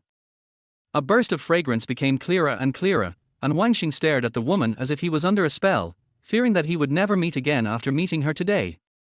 What kind of woman is this? No matter how beautiful the language in the world is, it cannot describe her nobility and beauty, and no matter how professional the photographer is, he cannot capture 1,000th of her beauty. He always thought that only his wife Zhao Xiaoran could be called the most beautiful woman in the world. Since he was with Zhao Xiaoran, he felt that all the beauties were eclipsed. Until this woman appeared in his world again in another posture. When the woman almost brushed past him, he felt a strong sense of loss in his heart. He wanted to keep staring at the woman, but he was worried that his eyes would hurt this angel-like woman. This brief intoxication diluted all the loss and pain in Huang Xing's life. At least, this short 10 seconds was destined to shock his life. However, Huang Xing never expected that the woman would turn around for him. He was sure that it was the legendary smile. This smile was enough to freeze time and space. This smile was enough to subvert the world. Chapter 012 Mysterious Woman. Huang Xing did not expect the woman to look back, let alone that she would turn around and stand in front of him face to face. At this moment, Huang Xing felt his heart pounding. At this moment, Huang Xing's brain was rapidly congested. At this moment, Huang Xing also remembered some fragments of memory diluted by time. The woman's laughter was the laughter of an angel in memory, the spring breeze was warm and the light shone on the earth. It was her, it was actually her. The woman who once gave him a box of food for free at Jin Deli fast food. There is a kind of woman who you think is beautiful when you see her for the first time, very beautiful when you see her for the second time, and unforgettable when you see her for the third time. There is a kind of woman who you think is beautiful when you see her for the first time, okay when you see her for the second time, and serious problems with your vision when you see her for the third time. There is also a kind of woman who you think is unforgettable when you see her for the first time, but subverts the world when you see her again. The woman in front of Huang Xing is obviously the third kind. Huang Xing had never been so nervous in front of a woman. He didn't dare to look directly into her eyes, as if he was afraid that she would notice a bit of his vulgarity. Until the woman spoke first, "Is it you?" Huang Xing felt a flush on his face, and replied very unnaturally, "It's me." "What a coincidence, how come you are here?" The woman smiled, revealing her angelic white teeth. "I work upstairs, just came back from a business trip." Huang Xing was stunned. "You also work in this building?" The woman was very surprised. "Yes, Xinyuan Company." "What about you, what are you doing here?" Huang Xing couldn't help but smack his lips. He really couldn't guess what kind of role the woman would be in Xinyuan company. Salesman. How could a salesman have such aristocratic temperament as her? Manager? Huang Xing checked with the managers of the company, and it seemed that no manager was on a business trip. Then who is she? Seeing Huang Xing hesitate, the woman said, "Since we meet here, why don't we go upstairs and sit down?" Huang Xing wanted to nod, but he felt that this was just a polite remark from the woman, so he declined. No. But I still owe you a meal, I will definitely pay you back some other day. The woman burst into laughter, her chest trembling slightly. Huang Xing reminded himself in his heart 1,000 times not to have evil thoughts, that would be a defilement of this woman. But he couldn't control his brain. It was a mistake for such a woman to appear in the world.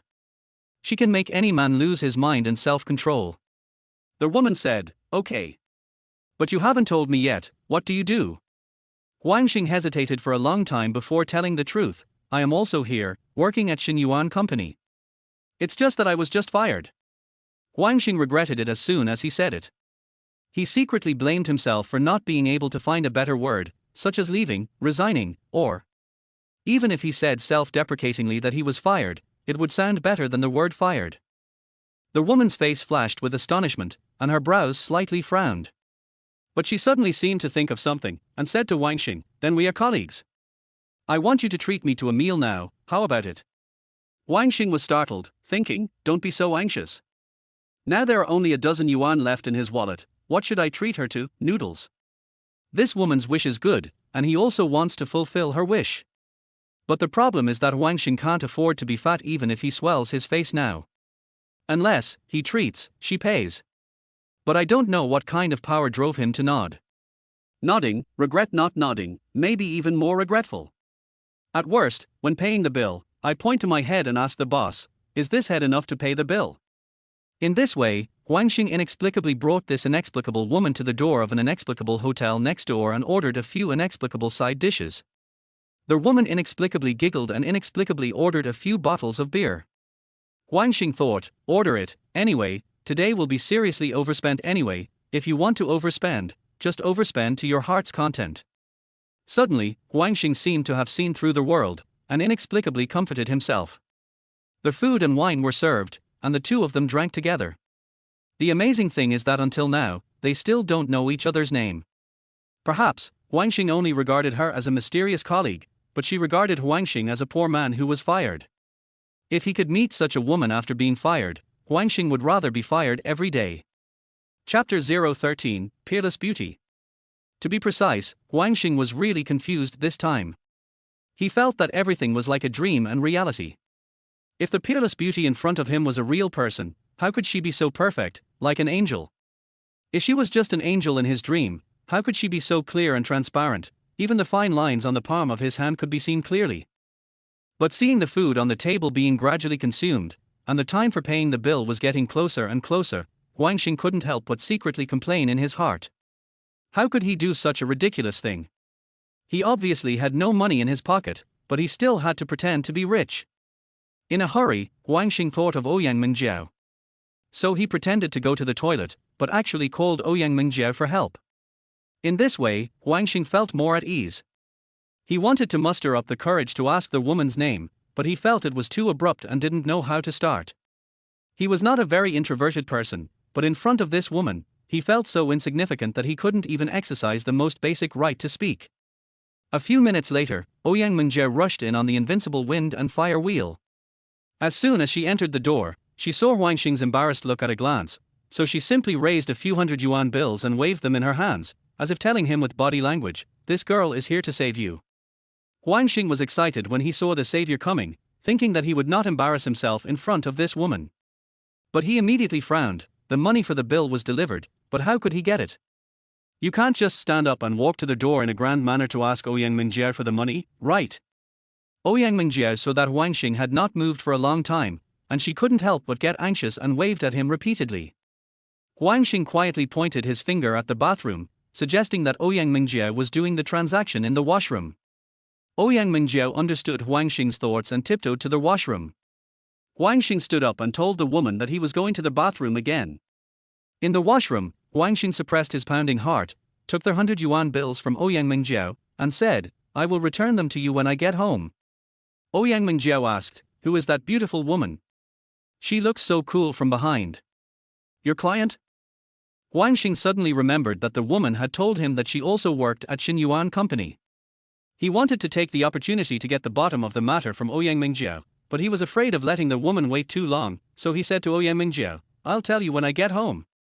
Ouyang Mingjiao patted Huang Xing's shoulder in a bluffing manner. Brother, please be more professional in the future.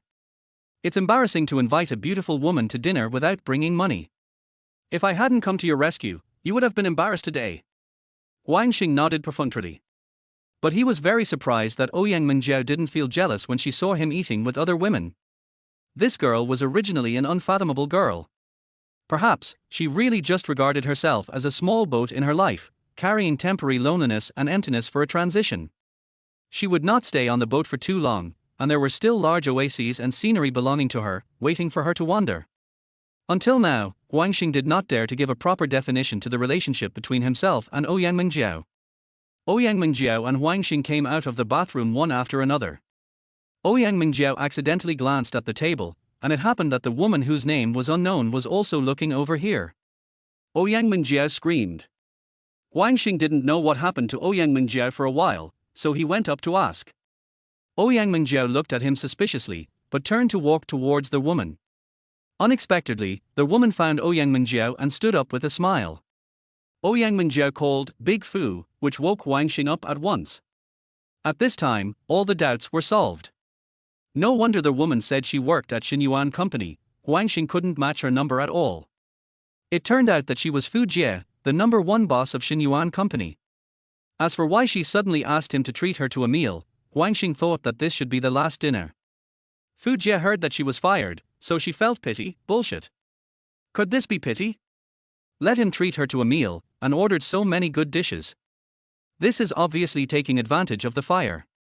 Last time, she ordered dishes at Jin Deli and didn't have time to eat them, so she had no choice but to give them to him. This time, she had finally met him, so of course she would give him a good meal to make up for the financial loss last time. Huang Xing was guessing randomly in his heart, and suddenly felt that he was just judging others by his own meanness. For a big boss like her, is it necessary? At least, this Fu Jie left a good impression on him, and he didn't believe that she would have so many bad thoughts. Huang Xing felt that he was very confused and entangled. He had never been so entangled before. When Huang Xing was about to pay the bill, he was told by the boss lady who collected the money that Mr. Fu had already paid. Huang Xing was shocked, so the boss of this hotel also knew Fu Jie. Funny, but not funny. The three of them returned to the company with laughter and chatter. At the door of the building, Fu Jie stopped, raised her wrist to look at the watch, and said to Huang Xing, It's time to get off work, you can go home directly. Huang Xing said, thinking that this was an order to leave. Looking at the building, he smiled bitterly in his heart. But Fu Jie immediately added, Remember to come to work on time tomorrow. Huang Xing was stunned, but immediately understood the hint in Fu Jie's words. So, he was called back by the big boss again.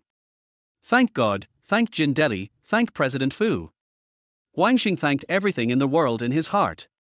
Although he didn't like the job at Xinyuan Company, he was not willing to be fired inexplicably like this. It was like being a helpless ghost. Even if he returned to the company with humiliation and resigned immediately after finding a more suitable job, it would be considered to save his face. But in fact, he suddenly felt that there was an invisible force, like an intangible magnetism, quietly pulling him, making him have a certain feeling for Xinyuan Company. Perhaps, this magnetism came from Fu Jie. Huang Xing's heart was filled with ripples as he watched Fu Jie go upstairs with the sound of clattering footsteps. Huang Xing couldn't help but hum a line of lyrics in his heart along with the melody played by Fu Jie, No one has ever touched my heart like this. It wasn't until Ouyang Mingjiao stretched out her hand and waved it twice in front of his face that he woke up from his dream. Ouyang Mingjiao patted his back lightly and started to walk back. When passing the parking lot at the entrance, Ouyang Mingjiao suddenly seemed to be stunned for a moment, and stopped next to a Volkswagen and became intoxicated. It seems that she likes cars very much. Huang Xing smiled and said, It's the car of Mr. Fu just now, Passat, this car is very beautiful. Ouyang Mingjiao immediately stood up and sneered at Huang Xing, Please be more professional, okay? This is a Phaeton, which can replace 10 Passats. Huang Xing was shocked and looked at the car carefully. He found that it was indeed different from the appearance of Passat, and it was much longer than Passat. It seems that he is really ignorant. Huang Xing asked tentatively, "How much does this car cost?" Ouyang Mingjiao blurted out, "This is the highest configuration, more than 2 million. It is known as the most low-key luxury car." Although 2 million is undoubtedly a huge sum of money for Huang Xing, he still feels that no matter how expensive the car is, it is not worthy of Fu Jie's peerless beauty. Huang Xing thought that he was simply obsessed. Back in the rental house, Ouyang Mingjiao was diligently cooking porridge and cooking as usual. Looking at her busy figure, Huang Xing felt very uncomfortable. After all, she is still a young girl. Is he going to ruin her life like this? Indeed, since Ouyang Mingjiao lived with Huang Xing, he got the happiness and comfort that his ex-wife Zhao Xiaoran could not give. She is generous, sexy, charming, and caring for him. But the more this happened, the more Huang Xing felt guilty. Maybe he felt that Ouyang Mingjiao was with him, not asking for marriage, not even love. And she was not his ideal lover. The fried mushrooms came out of the pot, and their whole house was covered with the aroma of the dish. Ouyang Mingjiao took out a bottle of Nulantian Erguitu as usual and poured a glass for Huang Xing. She also occasionally took a sip to taste the spicy stimulation. For them, almost every day was a new beginning, warm and romantic, but it was hard to tell whether this was love or not. Chapter 14, Making Up for One's Crime. At night, Ouyang Mingjiao took out a basin to wash her feet. Huang Xing wanted to confront her, but she looked very charming when she hummed and teased the warm water while washing her feet. Her feet were already very beautiful, and the hot water added a bit of hazy illusion to them. Her feet and snow-white calves complemented each other, like a lotus in the water. After Ouyang Mingjiao finished washing her feet happily, Huang Xing poured water for her to wash her feet for the first time on the first day of the new year. Ouyang Mingjiao was grateful and kissed Huang Xing on the face excitedly, praising her for being considerate and loving. Huang Xing came back with a special feeling after pouring the water for washing feet. He saw that Ouyang Mingjiao had already gotten on the bed, taken off her clothes, and lay flat on the bed like a sleeping beauty. She turned her head and looked at Huang Xing from the side. Her charming eyes seemed to be sending some kind of secret signal to Huang Xing. Huang Xing wanted to pounce on her, but his almost ethical rationality gave rise to another voice of opposition in his heart. He forced himself to look away and not look at the spring scenery on the bed. Ouyang Mingjiao was like a bud about to bloom, twisting her beautiful body to lure the fish to take the bait. She even stretched out a delicate little foot and teased Huang Xing. Huang Xing shuddered suddenly and said with courage, "Mingjiao, this is not a solution, you should go back to your room and sleep." Ouyang Mingjiao sat up all of a sudden, stretched out her hand and stole the peach again. "Stop pretending. You are so hypocritical, obviously need it, but you still want to drive people away." Huang Xing was not used to Ouyang Mingjiao's ambiguous way, although it made him feel very excited. He was about to speak again, but Ouyang Mingjiao had already wrapped her whole body around him. He was once again overcome by impulse and reason. He had done this kind of homework many times, but it was always fresh. Huang Xing wanted to end this inexplicable relationship with Ouyang Mingjiao countless times, but every time Ouyang Mingjiao took the initiative to throw herself into his arms, his psychological defenses quickly collapsed. He was a normal man. No, he was a man who was more normal than normal men. His ex-wife Zhao Xiaoran once gave him a very vivid definition: no special skills, just that thing. Nothing else, just that. It is undeniable that being entangled by Ouyang Mingjiao, this mermaid, it is a bit powerless to break free. How many times did the waves hit the shore, turning into the most magical melody in the world? Before I knew it, it was already 11 o'clock in the evening. The battle horn was faintly heard next door. Ouyang Mingjiao, who was about to fall asleep, woke up first and climbed onto Huang Xing's body, determined to fight to the death with the couple next door. In this regard, Huang Xing has always been a veritable winner. The next morning, when I was washing up, I met the man next door again. He held his waist with one hand and brushed his teeth with a toothbrush with the other hand. It seemed that if he put down that hand, his waist would break. Serious lack of fighting power. 20 minutes later, Huang Xing and Ouyang Mingjiao rushed to Xinyuan Company one after another. Managers and employees had also arrived one after another. Marketing manager Cao Adang drove a second-hand Harley motorcycle with great horsepower and rushed to the scene. When he stopped the car, he deliberately twisted the throttle, and a puff of black smoke rushed to the sky.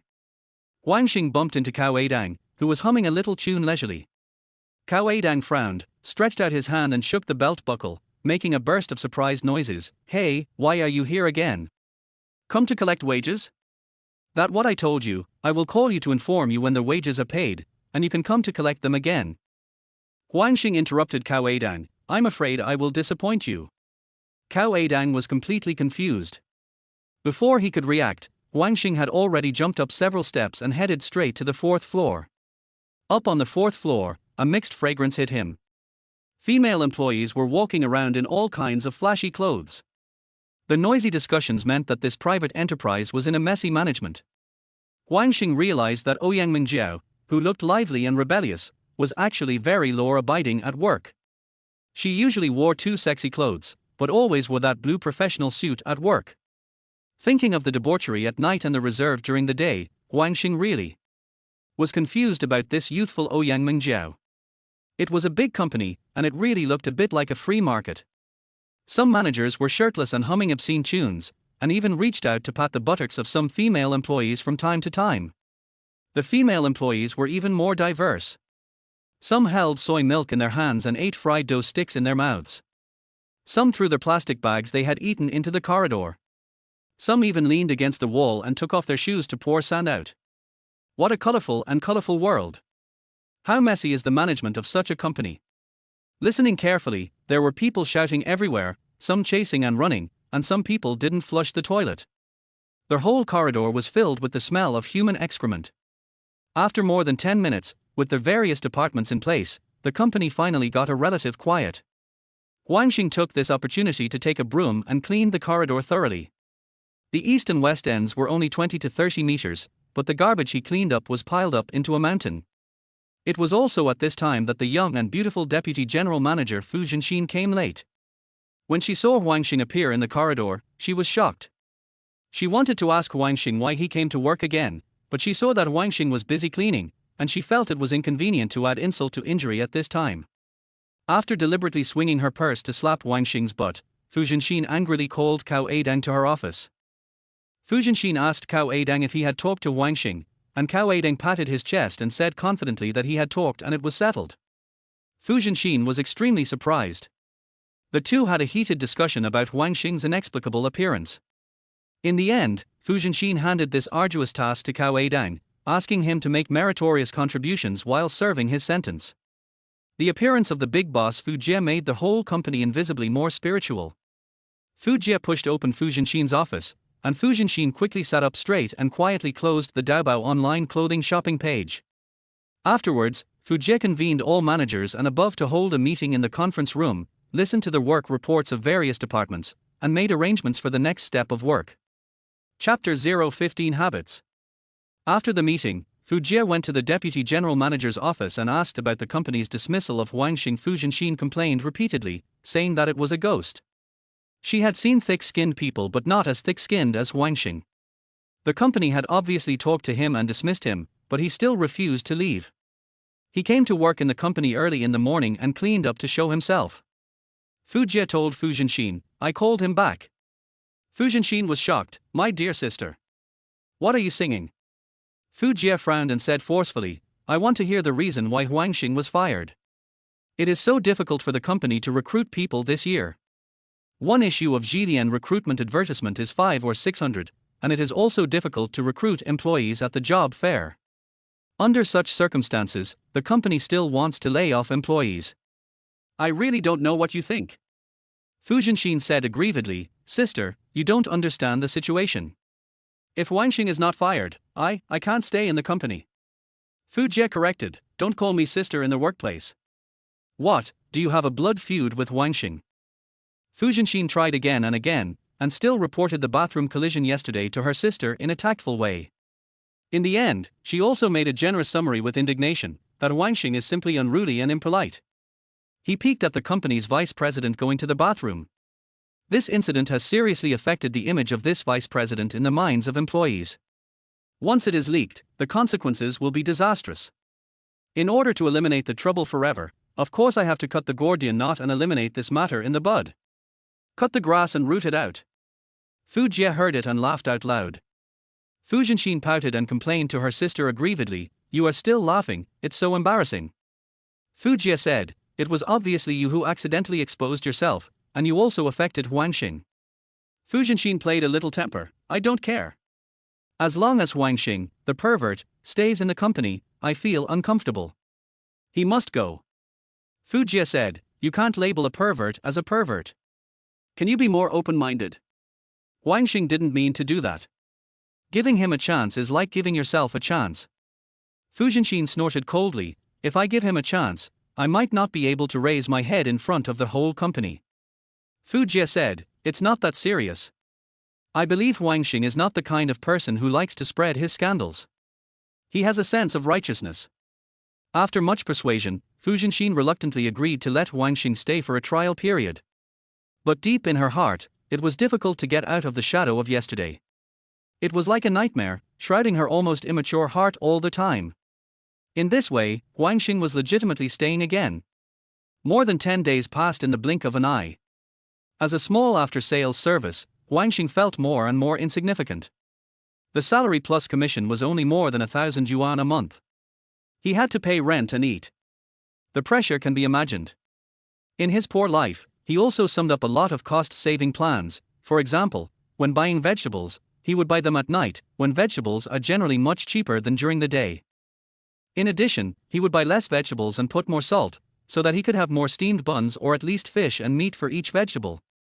He almost completely cut off his relationship with them and became a veritable vegetarian.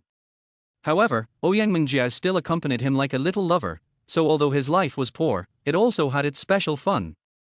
After Fu Jie returned from her business trip, Xinyuan Company's performance was booming. It must be admitted that this single woman under 30 years old had a business mind that ordinary people could not match. In less than 2 weeks, the sales profit of more than a dozen departments of the company increased by more than 30 percentage points, and the sales of mobile network and mobile public telephone were booming, attracting several large supermarkets and major customers.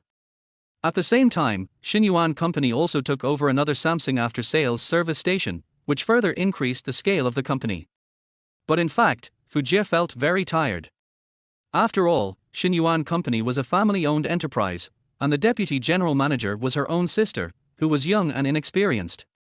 4/5 of the managers are cousins or classmates from the same hometown, which makes it very difficult to manage them. After thinking about it, Fu Jie wanted to improve the company's administrative department and recruit an experienced veteran to put the company on the road to formalization. In this way, she can save a lot of trouble. In fact, Xinyuan Company used to have a human resources manager, but this manager was not doing anything. He used the computer to open an online store in the office all day and almost let the company's affairs go. After that, Xinyuan Company never recruited administrative personnel for a long time. After having this idea, Fu Jie convened a meeting of managers to discuss several decisions about recruiting an administrative backbone to formalize the company. But more than a dozen managers and supervisors who are used to freedom certainly don't want one more person to manage them out of thin air, so Fu Jie heard all the voices of opposition. Cao Adang said that our company is a marketing company. We already have more than a dozen financial personnel. If we raise an administrative staff who eats nothing, won't that increase the company's costs? Even Fu Jianxin strongly supported Cao Adang's statement, and proposed that the company should not keep idle people, and that all employees should understand and sell.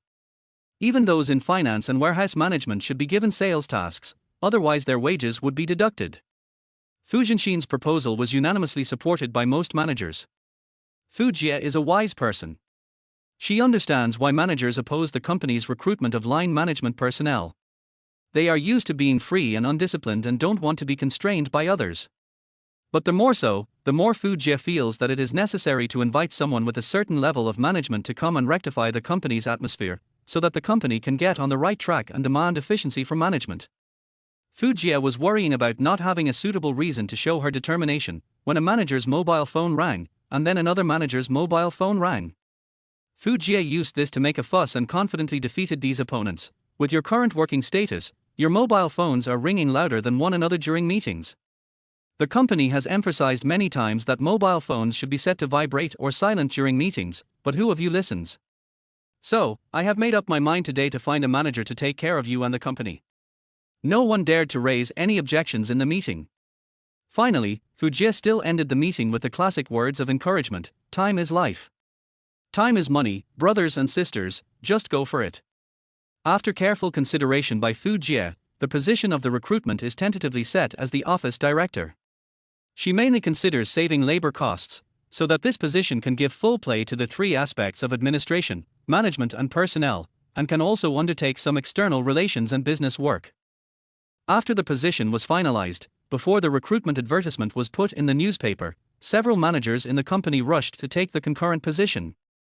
Because they were worried that once someone stood in this position, the free and democratic working environment would suffer unprecedented damage. But Fu Jie was determined to separate this position and was determined to push the company onto the road of formalization.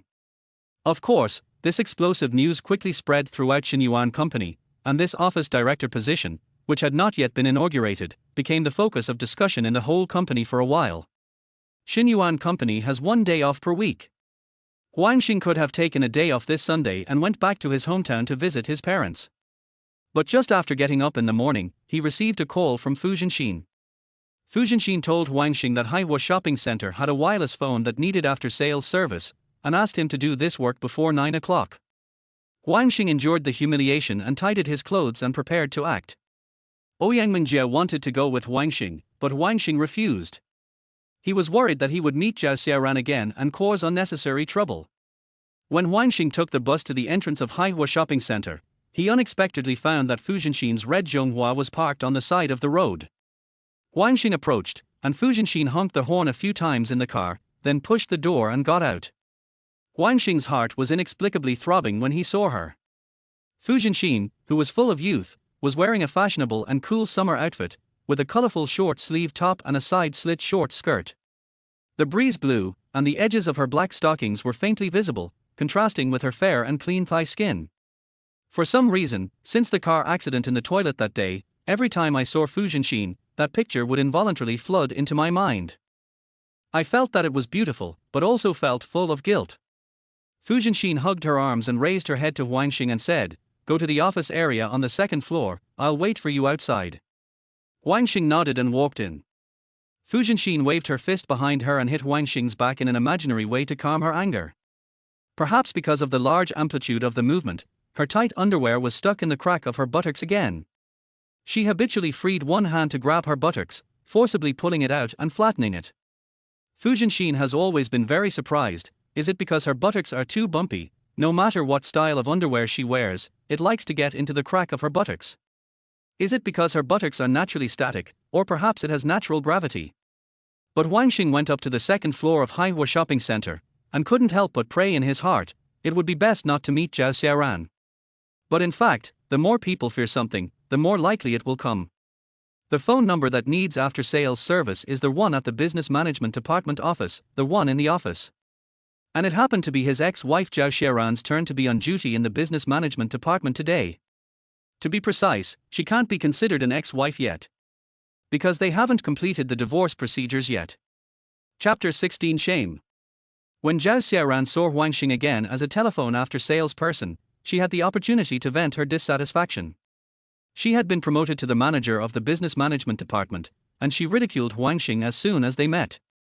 Huang Xing pretended not to hear it, picked up the phone and checked it, and concluded that it was damaged by human factors, because there were obvious traces of bumps on the phone. According to company regulations, Huang Xing told Zhao Xiaoran that repairs were possible, but Haihe had to bear the repair costs. Zhao Xiaoran was unhappy. Why? Huang Xing emphasized, just because the phone was damaged by human factors. Zhao Xiaoran said firmly, what basis do you have to say that the phone was damaged by human factors? Don't even think about letting us bear the costs. I'll give you 3 minutes to fix it, otherwise you can't afford the responsibility for delaying our work. Huang Xing knew that Zhao Xiaoran was deliberately making things difficult for him, and recalled the past scenes, when love turned into resentment and even hatred because of material dissatisfaction.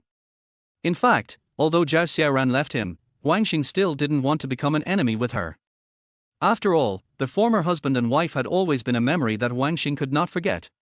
But at this time, Zhao Xiaoran was aggressive and even insulted him, which made Huang Xing finally unable to bear it and had a tit-for-tat war of words with Zhao Xiaoran. The conflict became more and more intense. Zhao Xiaoran took the lead in using the 9-yin white bone claw, scratching Huang Xing's face with blood marks. But Huang Xing tried again and again, but still couldn't bear to fight back. He didn't want to attack a woman, especially this woman who was once his lover. However, Zhao Xiaoran became more and more courageous. When she was tired of scratching, she began to insult. She scolded Huang Xing for being a useless person who would flirt with his tail like a wolf dog and could not do anything else. Except for the thing in his crotch, he had no other specialties. Huang Xing felt that Zhao Xiaoran had become a shrew now. Maybe this was just for himself. Their marriage was destined to be a tragedy. Zhao Xiaoran is a Manchu, but she is never satisfied. He cannot give her everything she wants, which makes her cheat on her husband and even resent him for ruining her youth. The quarrel between the two attracted several security guards on duty in the mall. Zhao Xiaoran waved his hand and 4 security guards gave Huang Xing a savage beating. Huang Xing was outnumbered and was covered with wounds in the blink of an eye. Zhao Xiaoran was satisfied this time. She stared at the embarrassed Huang Xing with a covetous look, and she felt surprisingly happy. However, Huang Xing was born with a personality that would not admit defeat. Even though he was beaten by the security guards, he never stopped resisting. Until Fu Zhenxin, who was a little impatient, arrived at the scene with hurried footsteps. Seeing Huang Xing beaten like this, Fu Zhenxin was shocked. Zhao Xiaoran was the first to complain, saying that Huang Xing not only refused to repair the phone, but also spoke rudely. Fu Zhenxin pulled up Huang Xing, who was curled up in a corner, and yelled at Zhao Xiaoran, "You can't hit people. Such a big shopping mall, a state-owned enterprise, don't you have any rules? You are gangsters, bullying the few with the many, and beat our employees like this." Zhao Xiaoran said righteously, "People like him should be beaten." Fu Zhenxin didn't waste time with her anymore, and took the injured Huang Xing directly to the office of the general manager of Haiwo Company. Under Fu Zhenxin's strong negotiation, Haiwo agreed to pay compensation and deal seriously with the security guard in question. Then Fu Zhenxin supported Huang Xing's arm and left Haiwo shopping center angrily. In the car, Fu Zhenxin was full of the evil deeds of Haiwo Business Management Department and security guards, saying that the matter was not over yet. They beat the employees of Xinyuan Company, even if they lost Haiwo, a big customer, they had to seek justice. Huang Xing thought that although this little girl was fierce, she was kind-hearted. A leader who can stand up for his employees, no matter how capable he is, can be regarded as a leader who is loved by everyone. But seeing that Fu Zhenxin was willing to risk losing tens of thousands of yuan every month to seek justice for himself, he could not be too selfish. In order not to let this matter affect the business dealings between Xinyuan Company and Haiwo Shopping Center, Huang Xing said to Fu Zhenxin, "Forget it, Mr. Fu, don't lose the big picture for the small." Fu Zhenxin was so angry that she slapped the steering wheel. Why just let it go? After denouncing their violent behavior of Haiwo Company, Fu Zhenxin began to burn the war to Huang Xing's head. The end of the foreign war also means the beginning of the civil war. This is the profound enlightenment left to the Chinese people by the war of resistance against Japanese aggression and the war of liberation. Along the way, Fu Zhenxin kept blaming Huang Xing for not having the basic qualities of an after-sales staff, having major conflicts with important customers, and causing immeasurable reputation and economic losses to the company. Huang Xing wanted to make a few excuses, but he endured it when the words came to his lips. Fu Zhenxin drove Huang Xing to a clinic not far from Xinyuan Company, disinfected the wound, and then hung a bottle of anti-inflammatory. During the infusion process, Fu Zhenxin pinched her waist and wandered back and forth in front of the bed, dancing and giving Huang Xing a random education for half an hour. From the basic qualities of after-sales staff to the fact that a little impatience can ruin a big plan. For the first time, Huang Xing felt that being criticized was not an embarrassing thing. He looked sideways at Fu Zhenxin's pretty body swaying in front of his eyes, and even the harsh criticism seemed vivid. This little girl's figure is really extraordinary. Looking sideways, it is bumpy and magnificent. Especially the slit of the short skirt, the upper corner of the silk stockings is exposed between steps, and the snow-white thighs are as sexy as they can be. I don't know what brand of perfume Fu Zhenxin used. As she wandered around, the fragrance was everywhere, and the whole ward was filled with a youthful atmosphere unique to beautiful women. Perhaps he was so absorbed in the sight that Huang Xing was intoxicated by the beautiful scenery.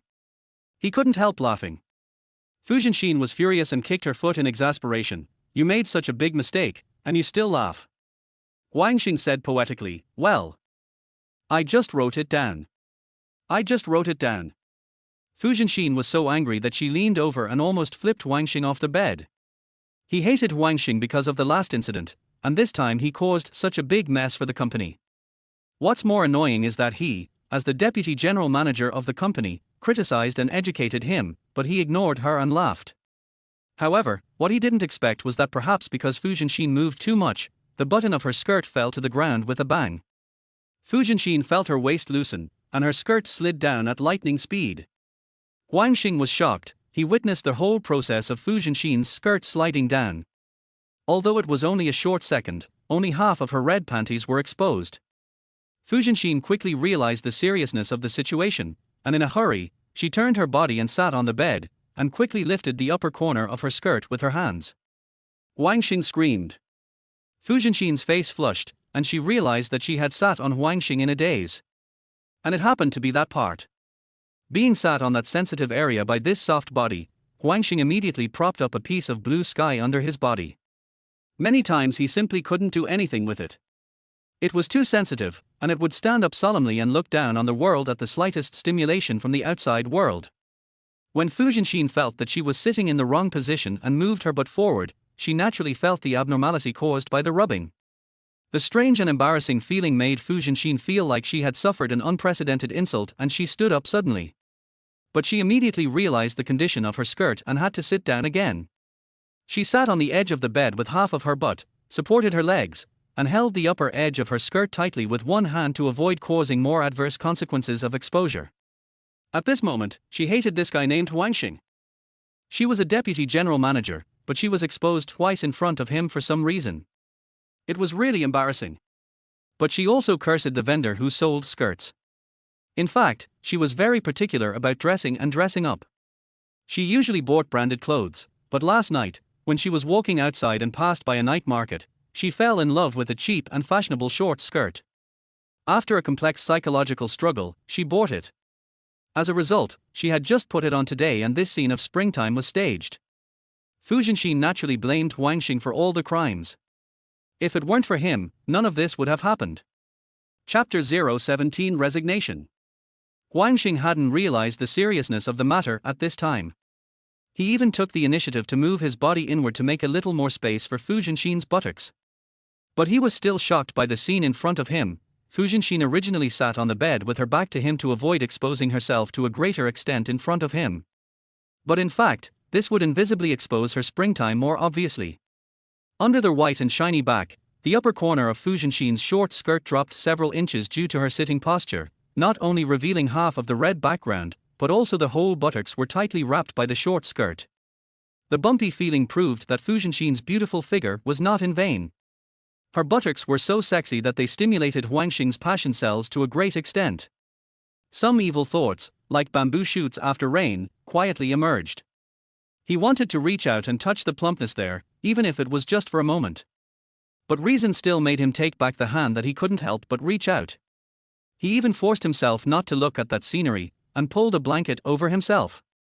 He took a deep breath to calm himself down. Fu Jianxin sat on the edge and struggled for a long time.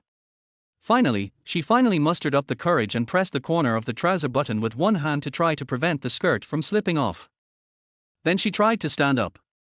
At this moment, looking at Huang Xing on the hospital bed, her heart was full of resentment. All this seemed to be destined. She actually walked away from him twice. He was her nemesis. He couldn't stay in the company, even for a second. Fu Jianxin held the button of his pants tightly with one hand and waved with the other hand to Huang Xing. After you go back, write a resignation report. Huang Xing was stunned and sat up to explain, Mr. Fu, this. Fu Jianxin interrupted him, it is because of you that Xinyuan Company and Haihua Shopping Mall fell out. Haihua is the largest customer of our Xinyuan Company. Do you know what this falling out means? All this is caused by you. Do you still have the face to stay in Xinyuan Company? Huang Xing did not expect that he had just gotten rid of the last dismissal incident and ushered in a new disaster. He really wanted to tell the truth.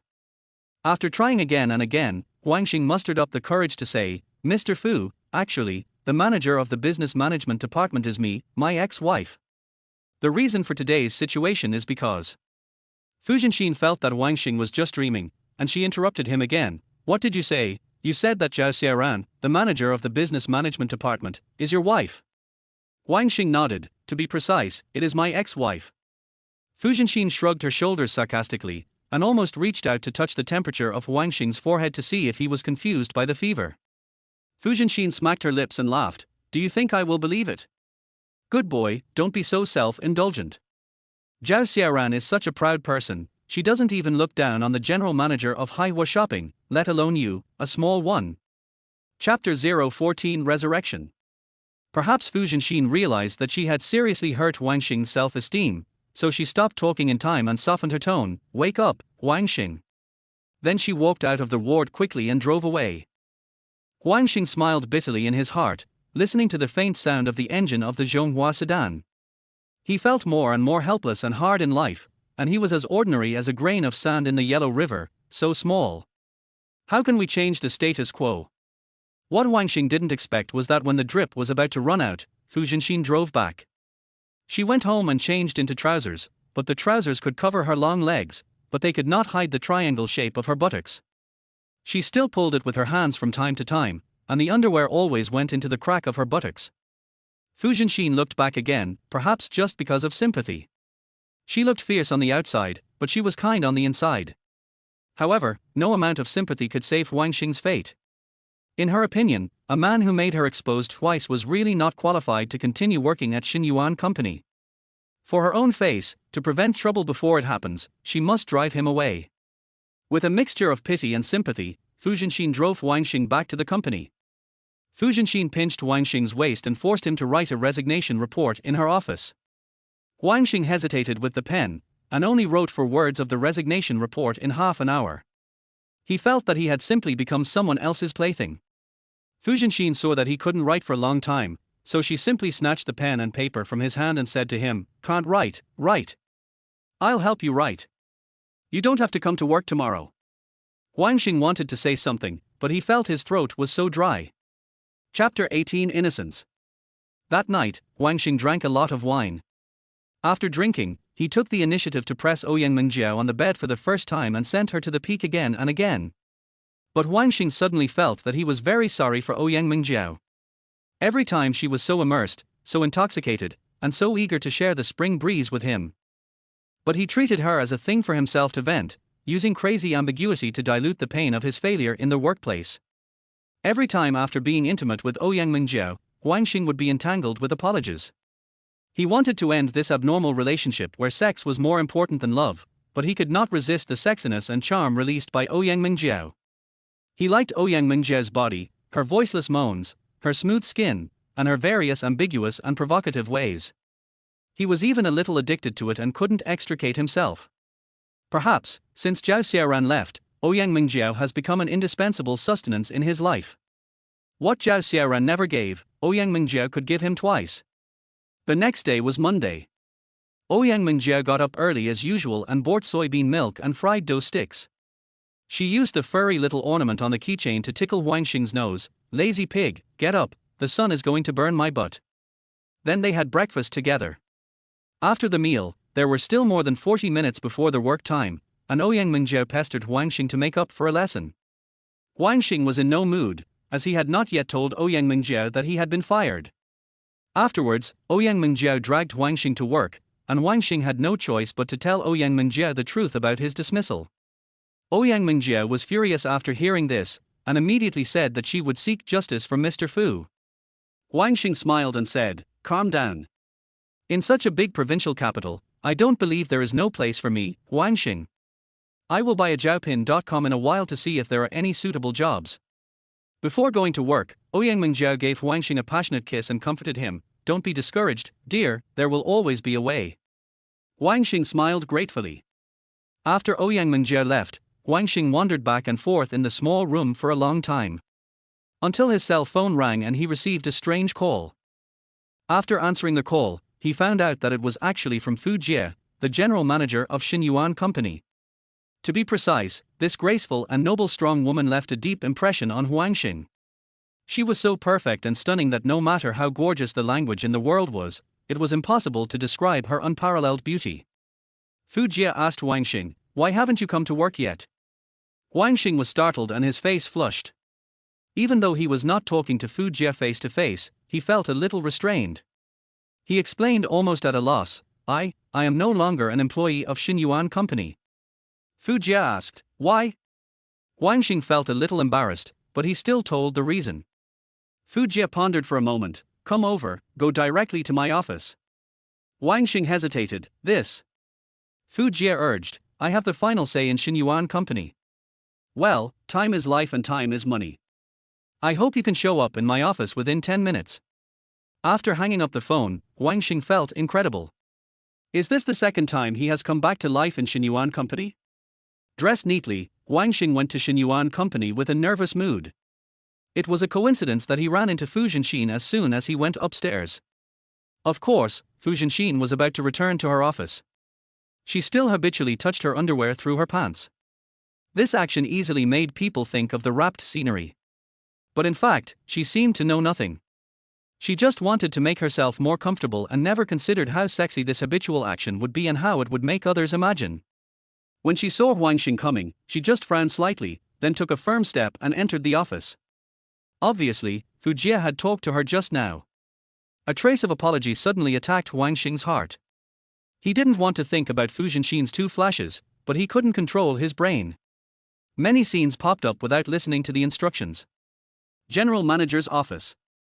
Huang Xing knocked on the door, and after receiving a sweet and firm "come in" from Fu Jie, he tiptoed in. Fu Jie, who was sitting at the desk, was elegant and charming. She wore a very professional black women's dress, which had both the style of a heroine and the sexiness unique to a beautiful woman. She was very focused on flipping through the documents in front of her. Even when she frowned, she looked like an intoxicating scenery, which made Huang Xing's heart beat fast.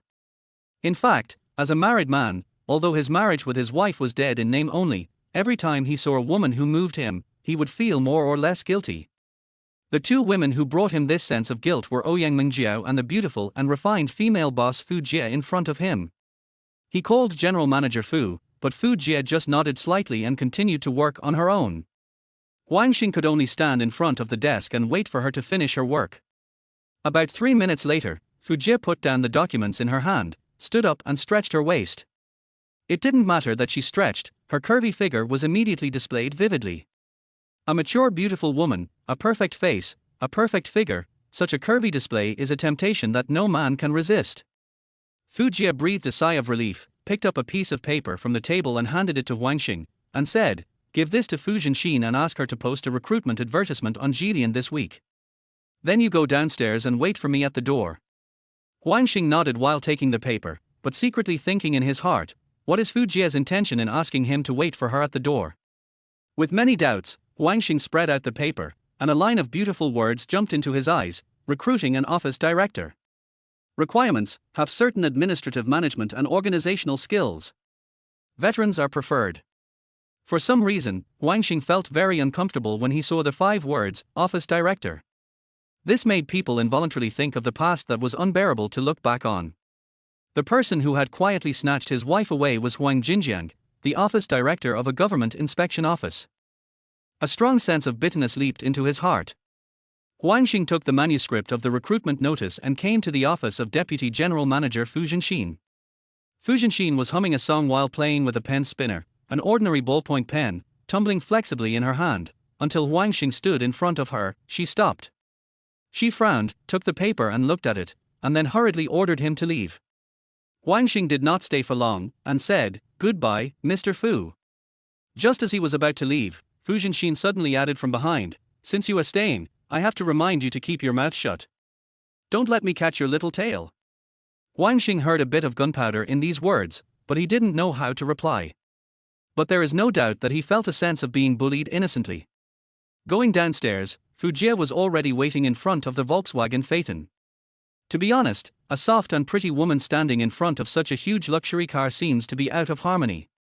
It is hard to determine whether the luxury of the Phaeton car sets off Fu Jie's nobility, or Fu Jie's nobility conceals the luxury of the Phaeton car. Fu Jie directly invited Huang Xing to get in the car and let him sit in the co-pilot.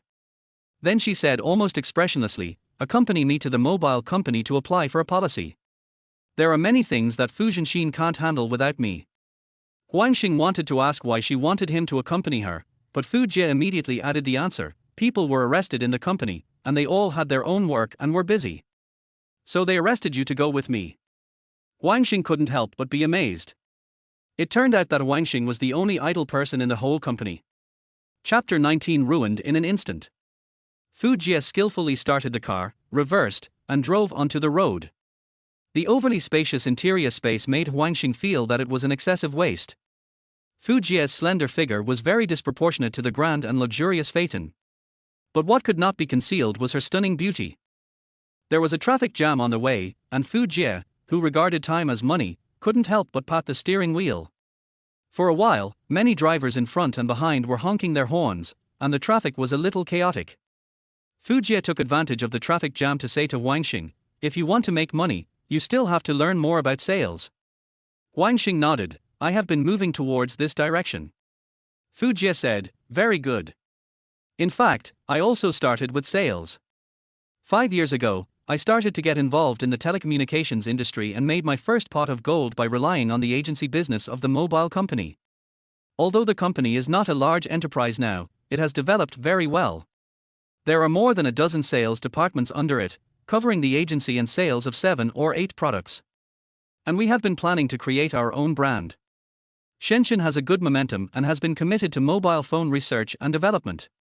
After being stuck in traffic for 20 minutes, Fu Jie took the opportunity to explain to Huang Xing some of the situation of Xinyuan Company, which to a certain extent inspired Huang Xing's fighting spirit.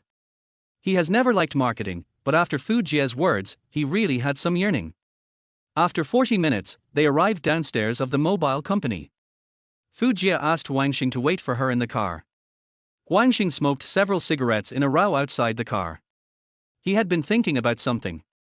Pondering, calculating, 20 minutes later, Fu Jie walked out of the mobile company quickly with the sound of nice ladies' leather shoes. Their voice was very cheerful, and Fu Jie's face was also filled with a kind of sincere excitement. So much so that when she stood in front of the car, she actually gave Huang Xing an unexpected hug. Huang Xing was startled, and his heart was pounding. The fragrance of Fu Jie seemed to have a kind of ecstatic effect, causing his body to secrete some kind of male substance rapidly, and he couldn't help but indulge in the intoxicating breath of Fu Jie. But this hug didn't last too long. Fu Jie stood up and said excitedly and enthusiastically, "Great, the policy application has been approved." Huang Xing said, "Congratulations to you, Mr. Fu." Fu Jie corrected, "No, congratulations to us. Once the mobile company's policy is relaxed, it means that the income of dozens of employees in the marketing department will double. No, maybe it will double many times." Huang Xing smiled perfunctorily, although he didn't know whether the relaxation of this policy would bring any benefits to him. He just felt that when Fu Jie was happy, their whole world seemed to be bent with laughter by the spring breeze. This simple hug without any complicated meaning was destined to warm Huang Xing's life. On their way back, Fu Jie, who was always known as a stern lady, actually told Huang Xing a few jokes about herself with interest. Huang Xing was a little flattered. In the next few days, due to the relaxation of a certain policy of the mobile company, Xinyuan Company's performance was booming. But in fact, the company's management order was contrary to the performance. There were fights and noises everywhere between the 2 floors of the company. Looking around, the 2-story corridor was full of littered paper balls, plastic bags, and packaging boxes. There were bursts of unpleasant smells coming from the public toilet, and the work order was a mess. The manager was chatting online, and the employees were divided into 2 factions. One faction had to seek development in chaos due to their livelihood, desperately calling to attract customers, and the other faction was like a monk ringing the bell, waiting to receive the basic salary of several hundred yuan on the 20th of each month. This situation became more and more serious, and Fu Jie was getting more and more headaches. Until the advertisement for recruiting office directors was put out, people came to the company for interviews one after another. Fu Jie seemed to see the hope of reform in first-tier companies. After layers of screening, a young man named Shan Dongyang stood out and basically became the best candidate for the office director of Xinyuan Company. Shan Dongyang is a retired military officer who once served as a battalion commander or deputy battalion commander in a special forces unit in Beijing. He is young and handsome, and has rich experience in managing teams. He fully meets Fu Jie's idea of a senior executive. Fu Jie gave Shan Dongyang 3 days to prepare and report to the company at 8 o'clock on Thursday morning to officially perform the duties of office director. Fu Jie deeply hopes that Shan Dongyang's joining can completely change the dirty, messy and poor situation of the company and become a powerful administrative trump card for herself, so that the company's management can keep up with the company's development and serve sales more effectively. Demand efficiency from management. In fact, in the 3 days before Shan Dongyang arrived, Xinyuan Company had already set off a great uproar. There is a kind of fear that spreads everywhere. After all, Xinyuan Company is a family-owned enterprise, and most of the managers and supervisors are Fu Jie's relatives and friends. Fu Jie is the kind of person who loves face very much. It is difficult for her to manage them, which makes them indulge and free to the extreme. The confirmation of Shan Dongyang's position undoubtedly makes the leaders at all levels who are used to freedom and laziness very unhappy. Everyone knows that Fu Jie's move is to change the company's free market situation. Although it is for the development of the company, it will seriously affect the freedom of managers. Who doesn't yearn for freedom these days? Who doesn't want to be in charge without anyone above? Shan Dongyang's arrival may destroy their dream of freedom. After all, from the beginning, Fu Jie gave the role of office director a very high positioning. This will be the highest authority in administration and management besides her. Many people in the company are thinking about what kind of person Shan Dongyang will be. Can his arrival really change the world of Xinyuan Company? As the saying goes, some are happy and some are worried. Huang Xing, who has always been dissatisfied with the status quo, suddenly had a bold idea. This idea originated from Huang Xing, the third party in his marriage. This so-called procuratorate official took away his wife by taking advantage of his power and destroyed his originally happy and warm family. Huang Xing always regarded him as a mentor and had the grace of knowing him. But he secretly stabbed him in the back. Now, as an after-sales service of Xinyuan Company, Huang Xing is most reluctant to go to Haiwo Company to repair the phone. His former wife would not hesitate to rub salt into his deep scars. But Haiwo Shopping Mall happened to be a big customer of Xinyuan Company, although he had a conflict with Zhao Xiaoran at Haiwo Shopping Mall last time, which caused certain adverse consequences. But because Xinyuan Company has only 2 after-sales staff, Huang Xing will still be sent to Haiwo Shopping Mall for after-sales. Every time he went, Huang Xing was very entangled. One day, when Huang Xing was doing after-sales service at Haiwo Shopping Mall, he unexpectedly met Huang Xinjiang again. Huang Xinjiang's official power was still as strong as before. He came out of the mall and got into a Passat police car directly. Huang Xing instinctively turned his back, not wanting Huang Xinjiang to see his embarrassed look. But Huang Xinjiang still found him, and after honking their horn a few times frantically, Huang Xinjiang got out of the car. Seeing the living Huang Xinjiang, there was a hint of irony on his face, as if he had snatched his wife and was showing off a little. Huang Xing felt a dull pain in his heart, and in his mind, he couldn't help but think of the scene of Zhao Xiaoran and Huang Xinjiang being affectionate in the office that day, and even more scenes that he could imagine without seeing them in person. He hated him, a dignified office director of a government unit, who was so blatantly supporting someone else's wife. He wanted to muster up the courage to write a letter of denunciation to sue him several times, but when he thought about the love that had gone away, he felt it was unnecessary. What's more, when supporting a lover has gradually become an unspoken rule in the officialdom, this kind of immoral and corrupt atmosphere has been permeated with a magnificent excuse. Just as Song Siming said in the TV series, Dwelling Narrowness, everyone in the officialdom has a mistress, and if you don't have one, you will have a generation gap with others, making others distrust you, or even reject you, and be on guard against you everywhere. If you think about it carefully, Song Siming's words are somewhat reasonable. But Huang Xinjiang is even worse than Song Siming. At least, Song Siming did not rob a married woman. At least, Song Siming's treatment of Haizhao was not just for love. Chapter 022 for Tooth Eye. Huang Xinjiang walked up to Huang Xing with his hands behind his back and smiled at him condescendingly. Huang Xing felt very unnatural. He didn't know how he should face this government official who robbed his wife. He suddenly felt like Wu Dalang, but in this society with dim ethical concepts, Shimen Qing in front of him didn't need to kill him at all, and he didn't have a brother like Wu Song to kill the traitors and eliminate evil for him. But in fact, Huang Xing has always had the idea of revenge in his heart. Although this thought was so boundless. Huang Xinjiang, as always, showed his excellent character of wanting to be a whore and a saint. Like last time, he actually asked Huang Xing if he still wanted to work in the security industry. He could introduce him to the People's Shopping Mall to be a security squad leader. Huang Xing said, "No. Director Huang, don't bother." Huang Xinjiang said, "Don't be too stubborn. You have to take advantage of your strengths when looking for a job. You are good at being a security guard, and maybe you can even be a leader. Based on my understanding of you, you are really not suitable for sales, and after sales service. Huang Xing defeated him and said, you are not suitable for being an official, but you are still very exciting.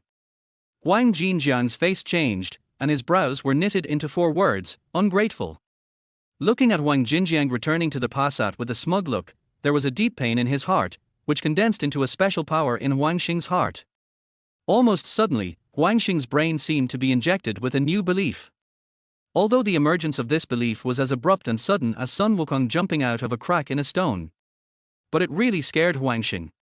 Huang Xing wanted to apply for the position of office director of Xinyuan Company. This idea was vague, but it did strongly stimulate Huang Xing's nerves. He deeply understood that an office director of a small private enterprise was as ordinary as a grain of sand in the Yellow River in the eyes of the office director of the Procuratorate. But Huang Xing wanted to get this position. For him, this might be an indirect revenge, or to satisfy his long-suppressed soul.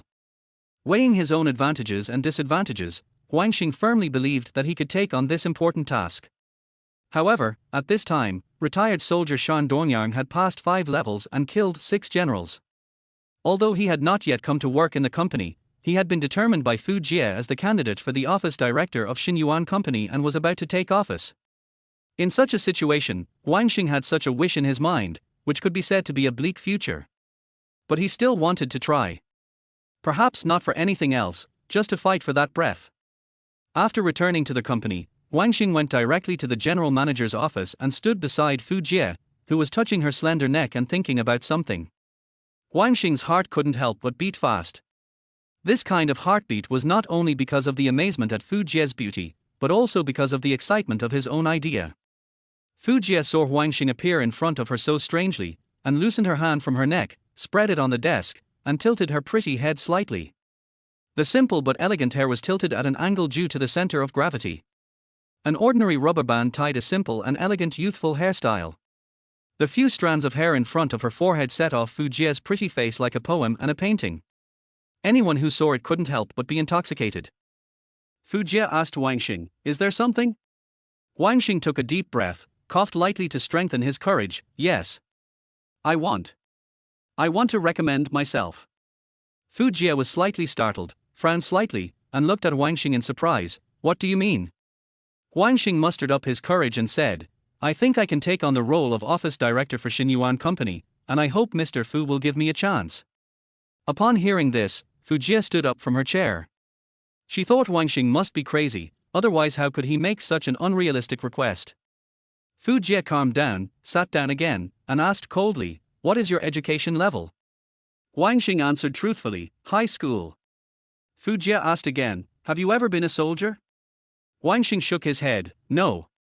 But I worked as a security guard for 2 years, and security guards are also semi-militarized management, which is actually similar to being a soldier. Fu Jie smiled bitterly at the corner of her mouth, almost, more? Much less. Huang Xing, to be honest, I can fully understand your ambition, but I have to tell you that your idea is really unrealistic. What we need is a person with management ability, administrative ability, and uncompromising execution ability, which is very important and related to the survival of Xinyuan Company. And we have found this person, and he will come to work in the company soon. I think you can move closer to sales, which is more realistic. Huang Xing argued, Mr. Fu, do you have to be a soldier to have execution ability? Fu Jie couldn't help frowning, and her tone became firm, but what we need is such a person who has received formal military training and has management experience. This is a prerequisite. The company's current situation is not optimistic, and the employees are not disciplined. We really need such a person to sort it out, rectify the company's discipline, and demand efficiency from management. Huang Xing emphasized, in fact, I have also been in management. I have been a security squad leader in the inspection office. Fu Jie asked, how long have you been there? Huang Xing said, I was fired just after I took office. Chapter 20, Tooth for Tooth 2. After he finished speaking, Huang Xing felt that he was too honest. Why couldn't he express himself more tactfully? Fu Jie was a little mad. She lowered her head and repeatedly scratched her neck with one hand. All along, because of the encounter at Jindeli fast food restaurant, and because he happened to be looking for a job in her company, Fu Jie had a special expectation for Huang Xing. Fu Zhenxin wanted to fire Huang Xing twice for her own selfish reasons, but was stopped by Fu Jie. But Fu Jie really didn't expect that Huang Xing was so ignorant. With his mediocre resume, he dared to ask for so much. Did he mistake her care for his order and think that he could meet any request he made? Absurd, ridiculous. Funny. Fu Jie slowly raised her head, and the gold necklace on her neck reflected a burst of light appropriately, shining directly into Huang Xing's eyes. Huang Xing could see that this light was not the dawn of victory, but a kind of almost ironic questioning and ridicule. Fu Jie's eyes had silently told Huang Xing that she simply disdained his proposal. Huang Xing still wanted to spare no effort to get this opportunity, and said, "Mr. Fu, I sincerely hope that you can give me this opportunity. I will definitely base myself on Xinyuan Company and improve the company's management." Fu Jie shrugged her shoulders and spread her hands out apologetically. "I'm sorry, I think I really can't do anything." Huang Xing felt a chill in his heart. In Fu Jie's increasingly cold eyes, Huang Xing turned his body helplessly and walked out of the general manager's office. The moment he walked out, he seemed to hear Fu Jie's sigh. This sigh ruthlessly turned Huang Xing's self-recommendation into a joke. What Huang Xing didn't expect was that this self-recommendation gradually spread throughout Xinyuan Company. Marketing Manager Cao Adang and Deputy General Manager Fu Zhenxin talked to Huang Xing one after another, hinting at his absurd behavior and guiding him to base himself on his job and focus on his work. Now is not the time for a great leap forward. You can't even walk properly, and you still want to fly? Huang Xing felt surprisingly sad. Although the position of office director was as far away and ethereal as the stars in the sky for him, he still didn't give up completely. That night, when he returned to the rental house, everything was as usual. Ouyang Mingjie prepared 2 dishes, and the two sat down to clink glasses. As they were clinking glasses, Ouyang Mingjie mentioned Huang Xing's self-recommendation. "You are crazy about getting promoted, and you actually went to General Manager Fu to ask for the position of office director." Huang Xing frowned and said, "I want to fight for it. You know, I am not suitable for after-sales service." While filling her mouth with food, Ouyang Mingjie said, "In my opinion, you should be more honest. Why are you trying to show off? Now everyone in the company is talking about you wanting to be an official, which is not realistic at all." But Ouyang Mingjie suddenly stopped chewing, smiled maliciously and said, "But if you really want to be an official, I can help you." Huang Xing's chopsticks, which were about to pick up the food, stopped in mid-air, and he raised them up and said, "Okay, stop teasing, you are also laughing at me, right?" Ouyang Mingjie leaned forward and said in a serious manner, No. What I mean is, I will let you be the groom tonight. You can be the groom every day, no one will compete with you." Huang Xing couldn't help but laugh bitterly. "Can you be more serious?" Ouyang Mingjie emphasized, "The groom is also an official." After the meal, Huang Xing felt that his mouth was very alcoholic, so he drank 2 sips of boiled water to rinse his mouth. Ouyang Mingjie hugged him from behind and said mischievously, "Okay, let's do our homework." Huang Xing was a little angry, and pushed Ouyang Mingjie's hands away and scolded, "Is that the only thing in your heart?" Ouyang Mingjie saw Huang Xing's serious expression, but she felt that there was a bit of cuteness hidden in the coldness. She stretched out her hand and tickled Huang Xing's nose. "Oh, are you still angry? I didn't say I want to do that homework with you. What I mean is, don't you want to be an official? Let me discuss tactics with you." Huang Xing felt that Ouyang Mingjie was making trouble more and more, and reached out to pat her shoulder. "Stop it, Comrade Mingjie, don't make trouble, okay?" Ouyang Mingjie stamped her feet anxiously. "Dog bites Lu Dongbin, and doesn't know the good heart." A little after 8 o'clock, Huang Xing lay in bed early, tossing and turning, thinking about his thoughts. Ouyang Mingjie played games on the computer for a while, soaked her feet in hot water, and then went to bed and hugged Huang Xing tightly. Huang Xing shook off her enthusiasm. "Don't make trouble." Ouyang Mingjie turned over with her back to Huang Xing, and hit Huang Xing's butt hard with her butt. "I don't want to pay attention to you. You don't understand romance. A toad wants to eat a swan's fart."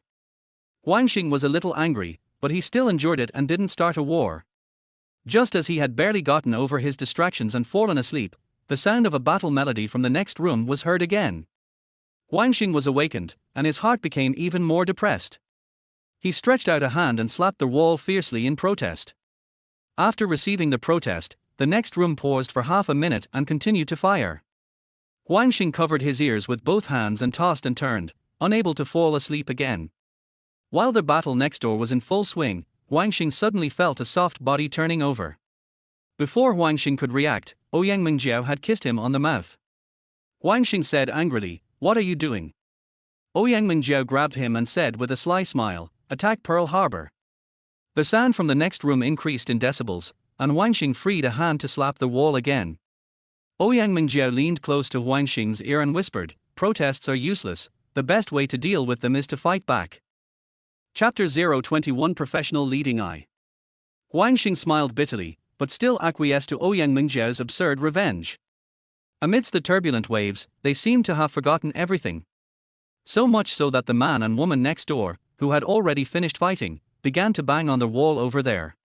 Ouyang Mingjiao was enjoying it while panting, "They have also learned to fight back." Huang Xing rushed to the extreme, and couldn't help swinging his arms, hitting the wall hard, as if the world was shaken and Ouyang Mingjiao's heart was rippled. Ouyang Mingjiao asked, "When did you learn the 18 dragon subduing palms?" Huang Xing said, "I learned it from Guojing in my dream." Every time he devoted himself, Huang Xing was deeply intoxicated, but after every passion, Huang Xing felt guilty. He had always wanted to end this inexplicable underground love, but he couldn't muster up the courage. Even if he mustered up the courage, Ouyang Mingjiao's teasing action was enough to melt him. The amazing thing is that just as they quieted down, the couple next door seemed to start a new round of fighting. Huang Xing wanted to slap the wall to warn them again, but Ouyang Mingjiao freed up one hand to stop him. "Don't disturb them, it's not easy for them. The best way is to fight back. Anyway, their fighting power can't be compared with yours. No one is more professional than you in this regard." Huang Xing pinched Ouyang Mingjiao's pretty little nose proudly and made a joke, "Because of professionalism, we are ahead." Ouyang Mingjiao gestured with her other hand, "Then let's use practical actions to tell the neighbors what is real professionalism and what is real leadership." Huang Xing leaned close to Ouyang Mingjiao's ear and smiled, "That buddy will definitely have a sore back tomorrow." Ouyang Mingjiao burst into laughter. At 6 o'clock in the morning, Ouyang Mingjiao opened the curtains, and the sun shone in lazily from the window. She stretched her waist, sat cross-legged on the bed, looked at Huang Xing who was sleeping soundly, and thought of many things. When Huang Xing turned around, Ouyang Mingjiao reached out and patted Huang Xing's buttocks, murmuring, lazy pig, get up, the sun is shining on your buttocks." 15 minutes later, Huang Xing woke up rubbing his eyes. Ouyang Mingjiao saw a mass of secretions in his eyes and stretched out her slender hands to help him remove it. Huang Xing was about to get dressed and get out of bed, but Ouyang Mingjiao patted his shoulder and helped him sit in front of her. Huang Xing asked in horror, "You don't want to?" Ouyang Mingjiao interrupted him and smiled mysteriously. This smile surprised Huang Xing. To be precise, he had never seen Ouyang Mingjiao smile so seriously. This smile was a bit confident, a bit kind, and even a bit mature. Ouyang Mingjiao turned around and took the wooden comb from the table and combed her hair a few times. Huang Xing was amazed at her flexibility. Ouyang Mingjiao drew an arc in the air with the comb in her hand. "Do you really want to be the office director?" Huang Xing didn't expect her to ask this suddenly, and nodded perfunctorily, "Yes." Ouyang Mingjiao put a hand on Huang Xing's shoulder with bluffing, and said more seriously, "In fact, as long as the method is right, it is not completely hopeless." Huang Xing reached out and touched Ouyang Mingjiao's forehead. After confirming that she did not have a fever, he smiled bitterly and said, "Okay, stop making trouble, hurry up to wash up, eat and go to work." Ouyang Mingjiao emphasized, "This girl is not making trouble with you. We have known each other for so long, who will help you if I don't help you? Although it is a bit of a fantasy for you to be an office director, and Dan Dongyang has been identified by the company. But this world is full of miracles. As long as you follow the path pointed out by this girl, there is still hope." Chapter 21 Professional Leading 2. Huang Xing suddenly felt that Ouyang Mingjiao had a special charm when she was serious. After hearing her argument, Huang Xing was a little skeptical, but he couldn't help but lean closer and asked, "What road?" Ouyang Mingjiao stretched out a slender finger and gently stroked the tip of Huang Xing's nose, tilting her pretty head and said, "As the saying goes, knowing yourself and knowing your enemy will ensure victory in 100 battles. You must first understand the strength comparison between yourself and your opponent, especially, where are your opponent's weaknesses and where are your advantages." Huang Xing suddenly realized, My biggest advantage is that I am more familiar with Xinyuan company than Shan Dongyang. Ouyang Mingjiao added, another point is the difference between the military camp and society. You can also make a fuss about this. Huang Xing asked, what do you mean? Ouyang Mingjiao said, the military and society are two concepts. Shan Dongyang just came out of the army, and his thoughts and behaviors must be somewhat out of touch with society, and there is even a generation gap. In this regard, you have an advantage over him. Huang Xing nodded and couldn't help but give Ouyang Mingjiao a thumbs up. Great. Hit the nail on the head, see through it. Ouyang Mingjiao raised her little head proudly, changed her legs and sat up. Her pretty little feet just happened to kick Huang Xing's thighs. Ouyang Mingjiao continued, then, you have to deeply understand the intention of General Manager Fu to spare no effort to arrange an office director. The first responsibility of this position is management. To put it bluntly, it is to kill with a borrowed knife, and use this position to rectify the company's order. In this regard, Shan Dongyang has an advantage over you. He is a retired officer and has more credibility. I think General Manager Fu is attracted by this point. Huang Xing said, not bad. But I have also experienced semi-militarization. Ouyang Mingjiao interrupted Huang Xing, don't compare your security identity with a Republican officer, that is not the same thing at all. Huang Xing couldn't help but feel a little disappointed. You also look down on security guards. Ouyang Mingjiao emphasized, that's not the case. But even if I think highly of you, can Fu Jie think highly of you? Can the managers of the company think highly of you? The first step you are taking now is to write a written document. You have good writing skills. If you write this written document, it will at least deepen Mr. Fu's understanding and trust of you. You must learn to use words to gild yourself and others. You must elaborate in the document your capital and strengths in competing for the position of office director, as well as the various measures you will take if you become the director. You must make Mr. Fu feel that if you don't have to take on this important task, she will regret it for the rest of her life after reading the written document. Huang Xing asked slightly puzzledly, why do you want to gild others' faces? What does it mean? Ouyang Mingjiao burst into laughter, fool. Gilding is just a layer of film, but gilding can be applied casually. If you are thick-skinned enough, it is no problem to stick gold bars on. Huang Xing looked confused, I still don't understand. Ouyang Mingjiao said, gilding others' faces is a long-term winning rule in the workplace and officialdom. Speaking bad words about others in front of the leader is a form of snitching, and the leader does not like this kind of big tongue. But you can use the method of praising your opponent to make the leader feel that you are doing better than him. For example, you can write like this. Shan Dongyang has been baptized by the army and has rich management experience. If he adapts to the society in time, he may be able to make some achievements for Xinyuan company. On the surface, this is praising the opponent, but after reading it, General Manager Fu will immediately consider the shortcomings of Shan Dongyang's lack of social experience, and thus add points to you and subtract points from him. Huang Xing slapped his thigh and exclaimed, you cunning little goblin. Stretched out his hand and pinched Ouyang Mingjiao's face lightly, a punishment-style reward. Ouyang Mingjiao said happily, the master leads you to the door, and the practice depends on the individual. Use one day today to write the text materials, and this girl will check it for you. Huang Xing was secretly surprised. He suddenly felt that Ouyang Mingjiao, who had lived with him for so long, was so sophisticated and resourceful. He had always thought that she was a sexy, lonely girl who loved love, but he didn't expect that today he realized that he didn't know the true face of this mysterious girl at all. Perhaps, everything is just an appearance. There are too many unexplored energies hidden in this petite little girl. She looks at people and things so thoroughly. It's really not simple.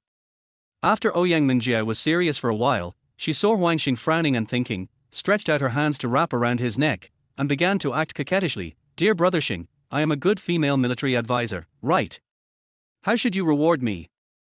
Huang Xing was trembling, thinking that this girl was going to declare war on him again. Chapter 021 Professional Leading 3. Oh my god, spare my life. Huang Xing rewarded Ouyang Mingjiao with a light kiss and threw a smoke bomb. This is a deposit, and there will be a big reward after the matter is completed. Ouyang Mingjiao wiped her face with her hands for a few times, pouted and asked Huang Xing, a face full of saliva. Is this also a reward? Huang Xing smiled bitterly, what do you want? Ouyang Mingjiao put her hands together and used two index fingers to explore Huang Xing's body from top to bottom. Huang Xing was shocked and quickly protected the important parts. But in fact, Ouyang Mingjiao did not provoke a fight. She stopped 2 fingers an inch below Huang Xing's navel and smiled maliciously. "Aren't you hungry? I want you to treat me to breakfast. I want to change the style today, 2 tea eggs and a bowl of wontons. Is there any problem?" Huang Xing was startled and said repeatedly, "No problem, no problem. Leave it to me." So Ouyang Mingjiao began to put on her shoes, got out of bed and cleaned the house, while Huang Xing went out to buy food in a hurry. In front of a snack stand, Huang Xing happened to meet the man next door. The two smiled at each other tacitly and bought their own food. On their way back, the man next door kept walking in front of Huang Xing. He carried breakfast in one hand and supported his waist with one hand, twisting his body from time to time. Huang Xing couldn't help laughing behind him, but he was afraid that it would break a certain harmony, so he kept holding it back and secretly said humorously, "The fighting ability is not good. Indeed, the sound insulation of the rental house is quite poor. The wall between them creates a tacit fighting atmosphere. But to some extent, the fighting ability of the two people next door is indeed insignificant compared with Huang Xing and Ouyang Mingjiao. Whenever there is a night battle at night, the man always supports his waist the next day, as if it is about to break, and the woman walks with a typical splayed leg, like a duck." Huang Xing expressed deep sympathy for this. "But then again, if you don't have the diamond drill, don't take on the porcelain job." After buying food and returning to the rental house, the door was locked from the inside. Huang Xing knocked on the door a few times, and Ouyang Mingjiao's voice came from inside, "Wait a minute." 3 minutes later, the door was opened. Huang Xing said, "Mingjiao, what are you doing, so mysterious?" Ouyang Mingjiao put on her clothes with a confused look in her eyes, closed the door and leaned close to Huang Xing's ear and said, "Oh no, I made a mess last night and brought my period early." Huang Xing couldn't help frowning when he heard the word period. Thinking back to the past, his wife Zhao Xiaoran always refused to be intimate with him on the grounds that her period had come, so she did not hesitate to violate physiological common sense and let her period come 3 times in a month. Therefore, these 3 words have always been a shadow in Huang Xing's heart. After scanning the ground for a few times, there were indeed a few pieces of toilet paper stained with blood, and a small package of sanitary napkins that had just been opened on the table, which seemed to be Sophie brand. Huang Xing felt a little sorry in his heart, and said with a blushing face, "It's too much." Ouyang Mingjiao pulled Huang Xing's arm, "Don't blame you. It just happened to be a day early." Huang Xing said tentatively, "How about you go back to your own room in the future?" Ouyang Mingjiao said angrily, "Are you ordering us to leave? You have no conscience." Huang Xing said nothing more, put the wontons in the bowl, took out chopsticks and invited Ouyang Mingjiao to have breakfast. Chapter 22 Evil Spirit's Eye. In fact, although the relationship between Huang Xing and Ouyang Mingjiao has reached its peak, it has not been noticed by the company. They seem to have reached a tacit understanding. They almost go to work from different lines, and usually appear one after the other. When Huang Xing arrived at the company gate with his longing steps, Cao Eidang, the manager of the marketing department, happened to ride the Harley motorcycle bought from the second-hand market and rushed in. His big belly made people feel sorry. It was a pity that the crew of Journey to the West did not invite him to play the role of Zhu Barji. If so, I don't know how much props cost could be saved. However, although Cao Eidang was fat, he was not ugly. Although his conversation was not elegant, he was humorous and witty. Therefore, he was deeply respected by the female employees of the company and had a high prestige in the company. He carried a square black leather briefcase on his shoulder. He stroked the bag from time to time as he walked, as if he was caressing a young lady, as if he was afraid that others didn't know that his briefcase was made of leather. As his superior, Huang Xing had to go up and say hello. Cao Eidang was not stingy either. He took out a box of Yushi cigarettes from his pocket, put one in his mouth, and then handed one to Huang Xing. Huang Xing didn't need to look closely to know that the Yushi cigarette box was not filled with Yushi cigarettes at all, but Red Generals, which cost 5 yuan a pack. Around 9 o'clock in the morning, Fu Jie unexpectedly gathered employees from various departments of the company in the hall of the marketing department, enthusiastically described the company's grand blueprint, and announced the sales targets and work plans of each department. He advocated active overtime and full staff marketing, and called on finance, office and other personnel to flexibly carry out marketing activities on the premise of completing their respective work, so as to contribute to the company's performance on the one hand, and also get some performance commissions outside of their duties on the other hand. Finally, she ended her speech with a timeless and classic sentence of encouragement: brothers and sisters, time is money, time is life. Just do it. Huang Xing admired Fu Jie's momentum and eloquence. To be precise, such a beautiful boss who subverted the world had already subtly subverted more than 300 people in Xinyuan Company. Every time Fu Jie spoke, all the male managers and male employees looked at her intently, witnessing her peerless beauty with worshipful eyes. All female employees also looked up at this talented and beautiful female boss with envy and jealousy, fantasizing that one day they could become her, even in dreams. After the warm applause, Fu Jie left with the sound of clacking footsteps. The scene was quiet for a while, and everyone even listened to her rhythmic footsteps silently until the sound stopped. Perhaps God favored Huang Xing, and he didn't receive a single after-sales task in the morning. He was able to write quickly and spent a full 3 hours to write a self-recommendation letter. After reading it through, he felt very fluent and touching. In the afternoon, Huang Xing showed his self-recommendation letter to Ouyang Mengjiao. Ouyang Mengjiao pondered for a moment, and took a pen to polish it for Huang Xing. This polishing was not a big deal, it simply made Huang Xing applaud. He almost stared at Ouyang Mengjiao in amazement, wondering how much energy this young girl still had in her body. In fact, Ouyang Mengjiao only polished Huang Xing a few times and added a few sentences to make the finishing touch. But with this polishing, their whole self-recommendation letter seemed vivid. Of course, these few polishings made Huang Xing look at Ouyang Mengjiao in a different light again. What an unfathomable little girl. At 5 o'clock in the afternoon, Huang Xing walked towards the general manager's office with his self-recommendation letter in his hand, his heart beating. It seemed like he had walked a century in just a few dozen meters. With every step, he would repeatedly ask himself in his heart, can I do it? Am I obsessed? But he clearly realized how important this self-recommendation was to him. If he succeeds, he will take another big step in his life and make his ex-wife Zhao Xiaoran look at him differently. If he fails, he will face a difficult choice, maybe he will choose to leave Xinyuan Company.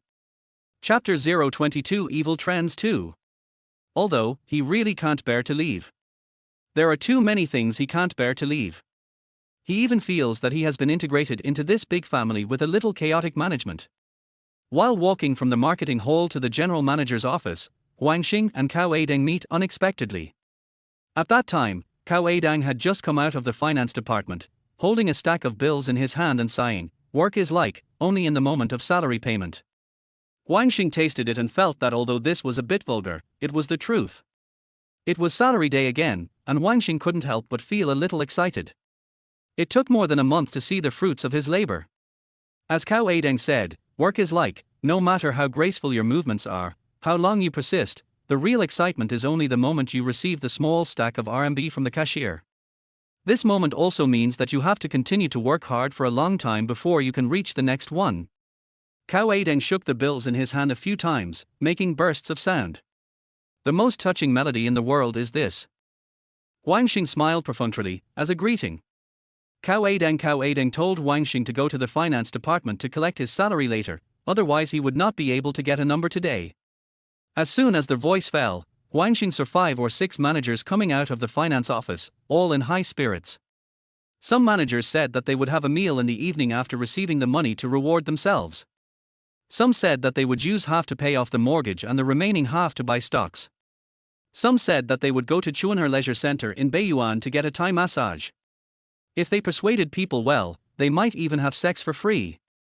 As the saying goes, there are many things, and everyone has his own plan. Huang Xing thought that these managers were not active in their work, but they were very active in collecting salaries, and they were always at the forefront. If he could really become the office director, he would have to kill this evil spirit in the company. But that seemed too ethereal. Huang Xing felt that long-distance running was long and easy to sweat. He was afraid that no matter how much he sweated, he might not succeed. While he was daydreaming, a fragrant breeze came out from the deputy general manager's office. Then, Fu Zhenxin walked out like a ghost. She was dressed very fashionably today, which made Huang Xing's eyes light up. Round neck high-end Korean-style top, black velvet skirt, a pair of transparent black stockings set off her slender legs like a poem. The stockings were embroidered with red hearts, and the faintly visible skin, round and shiny, delicate and smooth, was not concealed by the restraint of the stockings, but released this implicit beauty to the fullest. A pair of high-waisted women's boots wrapped the entire calf, and the upper edge was inlaid with several circles of light beads similar to pearls. Fu Jinxin also wore a fashionable small velvet hat, and her silky hair embellished her pretty face, making her a little goblin who subverted everyone. Fu Jinxin poked a pen at the corner of her mouth and thought about something. Seeing Huang Xing passing by, she couldn't help frowning. Huang Xing quickly hid the self-recommendation letter behind him and asked symbolically, "How are you, Mr. Fu?" Besides their words, Huang Xing couldn't help but think of the 2 times Fu Jinxin appeared in front of him, and he couldn't help but feel more guilty, thinking that he had tarnished the youth of this little beauty. He didn't want to think about those scenes, but he couldn't control his brain, and played the heart-wrenching scenes without filtering, just like playing a movie. Fu Jinxin misunderstood Huang Xing, and he would go to the finance office in the future. She hated Huang Xing to the core, and now she had the capital to sneer. "Oh, you are not active in work, but you are quite active in getting your salary." Huang Xing smiled self-deprecatingly, but he was powerless to defend himself. With a burst of light footsteps, Fu Jie suddenly walked out of the office and stopped her eyes on Huang Xing and Fu Jinxin. Huang Xing's heart was throbbing. He had to admit that as long as Fu Jie appeared, no matter how beautiful or charming you were, you could go to hell. There is a kind of woman who is a natural killer. Even if it was just a chance to see her, even if it violated the national law, he would definitely not refuse. Before meeting Fu Jie, Huang Xing always thought that his wife Zhao Xiaoran was the most beautiful woman in the world, and there was no one who could surpass her. It was not until he met Fu Jie that he realized that he was just a frog, always looking at the world from a well. Fu Jie wore a well-fitting black work suit and a pair of businesswomen's leather shoes. Her arrogance and coldness were like a legend. Fu Jie crossed her arms in front of her chest, her pretty eyebrows slightly raised, and her professional attire did not hide her stunning and slender figure at all. Just a slight look was enough to overwhelm the whole world. Before Fu Jie could speak, Fu Jinxin's chest, which had just been walking tall, collapsed slightly, making her originally proud chest look a little small. It can be seen that Fu Jinxin is a little afraid of her elder sister Fu Jie. Every time Fu Jie shows up, the confidence and superiority shown on her face and body will be suppressed and damaged invisibly. She wanted to call her sister, but considering that it was a work situation, she forced herself to change her words and called her general manager Fu. Huang Xing also wanted to say hello, but felt that it was a bit superfluous, so he gave up. But the hand that was gently hidden behind his back couldn't help but tremble. He couldn't control this kind of body movement, so that an inexplicable question quickly circled in his brain: why is he trembling? Is it because of his guilty conscience for recommending himself, or is it because of Fu Jie's peerless beauty? Fu Jie spread out her arms around her chest and yelled at Fu Jinxin, "Fu Jinxin, look at what you are dressed like today, like a fairy. As the company's deputy general manager, can you dress more formally? If I see you dressed like this again tomorrow, I will let you drive home directly." Fu Jinxin was reprimanded, her face flushed, but she still tried to argue in a kind tone. I'm already wearing a low-key outfit." Fu Jie mercilessly defeated her. "How high profile do you want to be? You look like a vice president of a company now, just like a princess in the movie." Fu Jinxin said anxiously, "Sister, how can you say that to me?" Fu Jie emphasized, "I've said it many times, in the company, I'm not your sister." Huang Xing was secretly shocked. What a strict and tough female boss. But for some reason, although Fu Jie treated her sister as harshly as Huang Xiaoran, Huang Xing didn't feel disgusted. Instead, he felt that this woman had a clear distinction between public and private, and had a great aura. Fu Jinxin retreated into the office in disgrace, and then secretly made a grimace to show her resistance. Huang Xing felt a little sympathy in his heart. Fu Jinxin walked back to the desk in a tangled manner, and her footsteps were filled with a faint sense of helplessness. She raised the pen in her hand high in the air and wanted to throw it heavily on the table, but she was afraid of attracting more complaints, so she could only slow down the action of throwing the pen and let the pen land safely on the desk. Before sitting down, she habitually pulled her buttocks, and the fashionable velvet skirt swayed slightly, which easily made people think of what the content inside was like, and why she couldn't help pulling and pinching it. After Fu Jie finished her temper, she ignored Huang Xing and turned back to the office. Huang Xing felt neglected, and he even hoped that Fu Jie would criticize him a few times, so as not to make him feel so disappointed. But then he thought about it, he did think too highly of himself. A small after-sales service, whose status was even lower than that of a small clerk in logistics, how could it be worth the arrogant and cold female boss to waste her breath? After hesitating for a few seconds, Huang Xing still knocked on the door of Fu Jie's office. Chapter 23 Protecting the Goddess Eye. Fu Jie had been sitting quietly in the office chair, one hand stroking her neck, her head slightly tilted in reverie. Hearing the noise, she said, "Enter," without raising her head. She was still stroking her neck with one hand and half tilting her head to think about the company's development plan. She didn't wear any ornaments on her neck, and her delicate and shiny skin was the most graceful decoration in the world. Seeing Huang Xing coming in, she couldn't help but frown slightly, as if she was silently protesting against Huang Xing interrupting her thoughts. She let go of her hand and sat up straight, and asked in a monotonous way, "What's the matter?" Huang Xing trembled and handed the self-recommendation letter in his hand to Fu Jie. Fu Jie took it and glanced at the title, and a barely perceptible sneer flashed across her face. "You are too stubborn." Huang Xing said, "I hope Mr. Fu can give me a chance." Fu Jie was a little angry in her heart. She felt that Huang Xing was giving her a difficult problem. In terms of conditions, he was just a security guard and now a small after-sales service, which could not be compared with the retired military officer Shan Dongyan. What she needed was a veteran with executive and management capabilities, not someone like Huang Xing who was overconfident but had no real talent. She put Huang Xing's self-recommendation letter aside and began to do ideological work for Huang Xing. "Huang Xing, I admire your positive and progressive attitude, but I really can't give you this opportunity. I hope you can face yourself and don't always think about something unrealistic. It's not good for your development to be too ambitious." Huang Xing bit his lip and tried his best to stop himself from arguing. Maybe he was worried that if he spoke inappropriately, he would lose all his chips.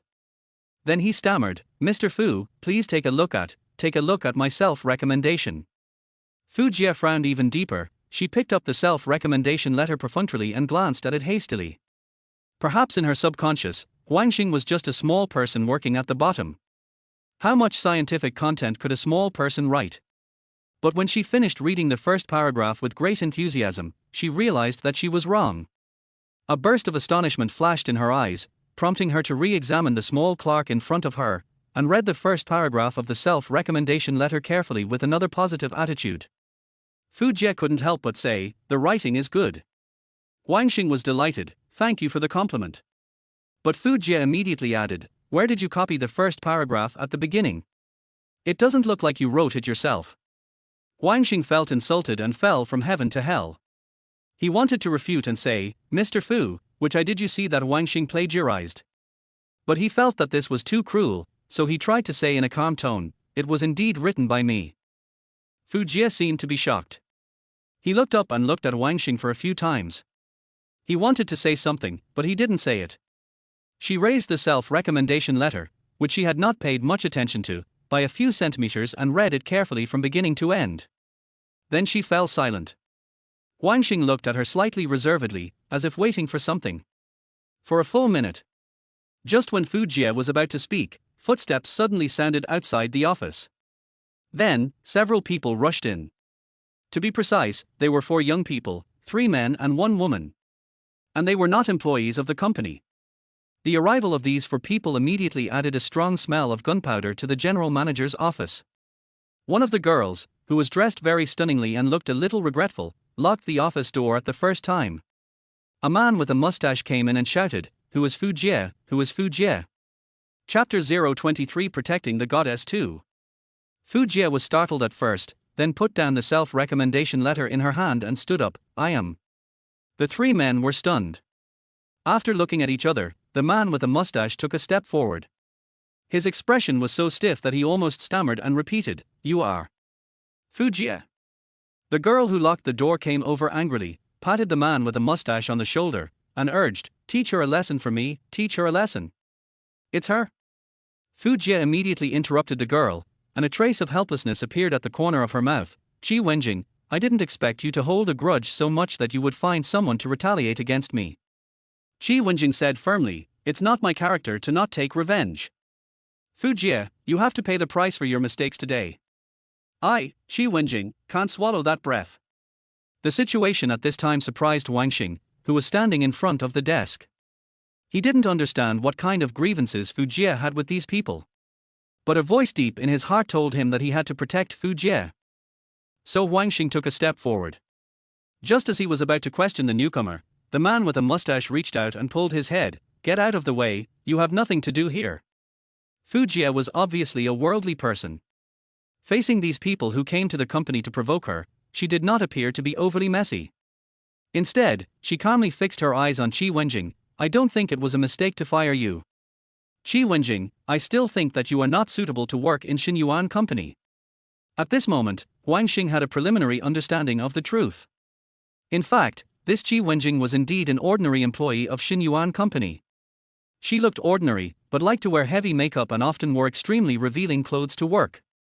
Moreover, in just half a month at Xinyuan Company, she had relationships with 2 male managers that should not have happened. Moreover, several customers have been in ambiguous contact with her. She was often picked up by customers at work and disappeared. Later, one day at noon, Fujie accidentally ran into Qi Wenjing and manager Chen from the e-commerce department being intimate in the conference room. The scene was unprecedented and unbearable to watch. In order to prevent Qi Wenjing from further destroying the atmosphere of Xinyuan Company, Fujie persuaded Qi Wenjing to quit in a tactful way. Who would have thought that Qi Wenjing would hold a grudge?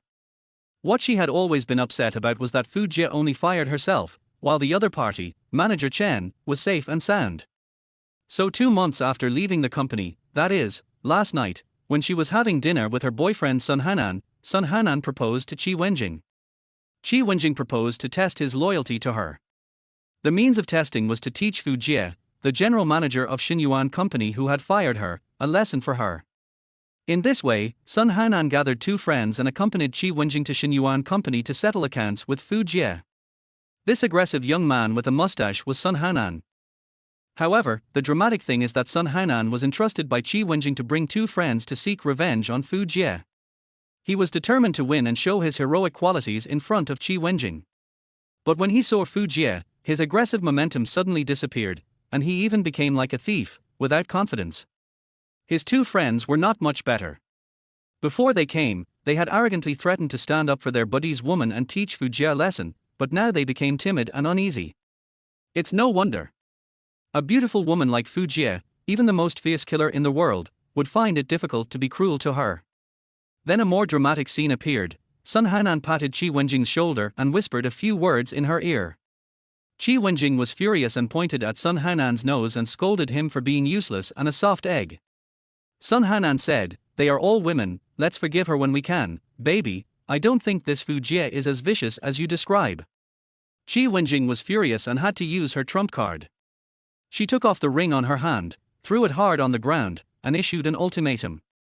She used body language to stimulate Sun Hanan. "If you don't teach Fujie a lesson for me today, then you can't marry me." Sun Hanan was entangled for a long time, and finally endured the humiliation and restored his ferocious nature, and continued to take a step forward. He was still a relatively rational person. He clearly understood that no matter how beautiful Fujie was, it was just a mirage for him. He was reluctant to kill her because he worshipped a beautiful woman. But Qi Wenjing was different. She was his lover. It was not worth it to let the cooked duck fly away for the sake of pity for a beautiful woman who had nothing to do with him. So he had to weigh the pros and cons, force himself to accept the test, and establish a manly image in front of Qi Wenjing. Huang Xing once again stood in front of Fujie, and a special sense of responsibility made him ignore the potential danger. Fujie walked out from behind the desk and said to Huang Xing, "You have nothing to do here. Go away." Huang Xing knew that Fujie didn't want an innocent person like him to be implicated, but how could he watch Fujie being bullied? A heroic spirit from the bottom of his heart arose spontaneously, and Huang Xing stretched out his arms to protect Fujie. "I am here, I will not allow anyone to touch you." Fujie stretched out her hand and pulled Huang Xing's arm, raising her voice to urge, "Huang Xing, go away, do you hear me?" Huang Xing shook his head while watching the movements of Sun Hanan and others. At this time, some managers and employees in the company also heard the news and focused on the door of the office. But the door was locked by Qi Wenjing, and they couldn't get in at all, so they could only shout and worry outside. Under Qi Wenjing's repeated encouragement, Sun Hanan and his 2 friends surrounded Fujie and me. Fujie didn't want to implicate Huang Xing, so she advised him to stand aside. But Huang Xing couldn't just stand by and watch. He used his body to protect Fujie as much as possible, and tried to resolve the conflict as peacefully as possible. After all, the other side had more people and Huang Xing couldn't compete with them alone. Facts have proved that the more you hope for peace, the less you get it. Only peace won by war can be lasting and stable. Sun Hanan and the other two didn't have the heart to kill the beautiful Fu Jie. Huang Xing's involvement made him a scapegoat. The three of them launched a fierce attack on me, punching and kicking. In fact, Huang Xing has been a security guard for so long that he has also practiced some of the most basic grappling and fighting. If it were to deal with an ordinary person, it would definitely be more than enough. But the other side just took the means of group fighting. Huang Xing had to passively defend while trying his best to protect Fu Jie from being harmed, and he had no chance to counterattack. For a moment, Huang Xing was beaten so hard that he was dizzy and had stars in his eyes. Seeing this, Fu Jie could not help but get extremely anxious. She shouted and tried to use counter-protection to reduce the beating of Huang Xing by the three people, but the strange thing was that even though she exposed her body to them, they still did not attack her, but instead targeted Huang Xing and beat him to death. Chapter 24. You are always the one who gets beaten. In a hurry, Fu Jie thought of a way to rush to the door and open it to let the rescuers in. But just as she had this idea, Qi Wenjing, who had been watching the fight with gloating, caught her and blocked her way, and shouted to Sun Hanan and others, "Here, here! Don't let her run away." But Sun Hanan and the other two were already immersed in the pleasure of beating people, and didn't hear Qi Wenjing's call at all. Qi Wenjing saw that no one came, so he simply took action himself and used the 9-yin white bone claw on Fu Jie, scratching and scratching her. Fu Jie dodged in a hurry, but her face was still scratched by Qi Wenjing's nails. Huang Xing saw Qi Wenjing attacking Fu Jie out of the corner of his eye. He ignored his own safety and miraculously fought his way out after being punched and kicked several times. He protected Fu Jie again and pushed Qi Wenjing with his hand. Qi Wenjing hit the wall heavily. Qi Wenjing was furious and cursed her. Then he continued to use his scratching skills to try to break Huang Xing's protection of Fu Jie. Sun Hanan and the other two quickly followed and continued to fight. Time and again, he saw stars and his legs went limp. He fell down and got up again. Huang Xing used his body to protect Fu Jie from being harmed with his firm will. Sun Hanan and the other two fought more and more bravely. They were so eager that they would not stop until they killed her. Huang Xing almost used up his last bit of strength. Suddenly, there was a loud noise. The office door seemed to be hit by a powerful force and suddenly opened. After several elastic collisions with the wall, a figure rushed in like lightning. The situation was quickly reversed. This figure was like Spider-Man falling from the sky. With lightning speed, he knocked down Sun Hanan and the other two one after another with his fists and feet. Then, some managers and employees outside swarmed in. Fu Jianxin grabbed Qi Wenjing's hair without saying anything and pulled it. Qi Wenjing groaned and felt pain. Then, Fu Jianxin slapped her a few more times and scolded Qi Wenjing, "Dare to bully my sister, are you going to die? What a fierce female warrior who is loved by me." The Spider-Man who saved people from fire and water, after dealing with Sun Hanan and the other two, pulled the hem of his shirt very casually and came to Fu Jie to ask about her well-being. Fu Jie gradually recovered from her panic, looked at Spider-Man and asked, "Shan Dongyang, how did you get here?" Shan Dongyang mechanically scratched the tip of his nose with the back of his hand. "I just came a day early. I will officially start work tomorrow, and I plan to rent a house near the company this afternoon." While Shan Dongyang was talking to Fu Jie, Sun Hanan and the other two wanted to launch a surprise attack. But Shan Dongyang seemed to have eyes behind him. Before they could make a move, he quickly turned around and kicked the three people to the ground again with a few graceful kicks. What a fast skill! A heroic figure! The scene has become calm. Several male managers have controlled Sun Hanan and the other two with great dignity, and interrogated them one by one. Qi Wenjing, the instigator, was also surrounded by Fu Jianxin and other female heroes in the center and interrogated. Several female employees who could not join the team had no choice but to surround Fu Jie and Shan Dongyang, competing to praise Shan Dongyang's heroic feat. Huang Xing, who was covered in wounds and had a bruised face, was left in the corner, with no one paying attention to him. Until Ouyang Mengjie rushed in from outside and found Huang Xing leaning against the wall. Ouyang Mengjie squatted down and stroked the wound on Huang Xing's face, and her eyes actually surged with a little white light.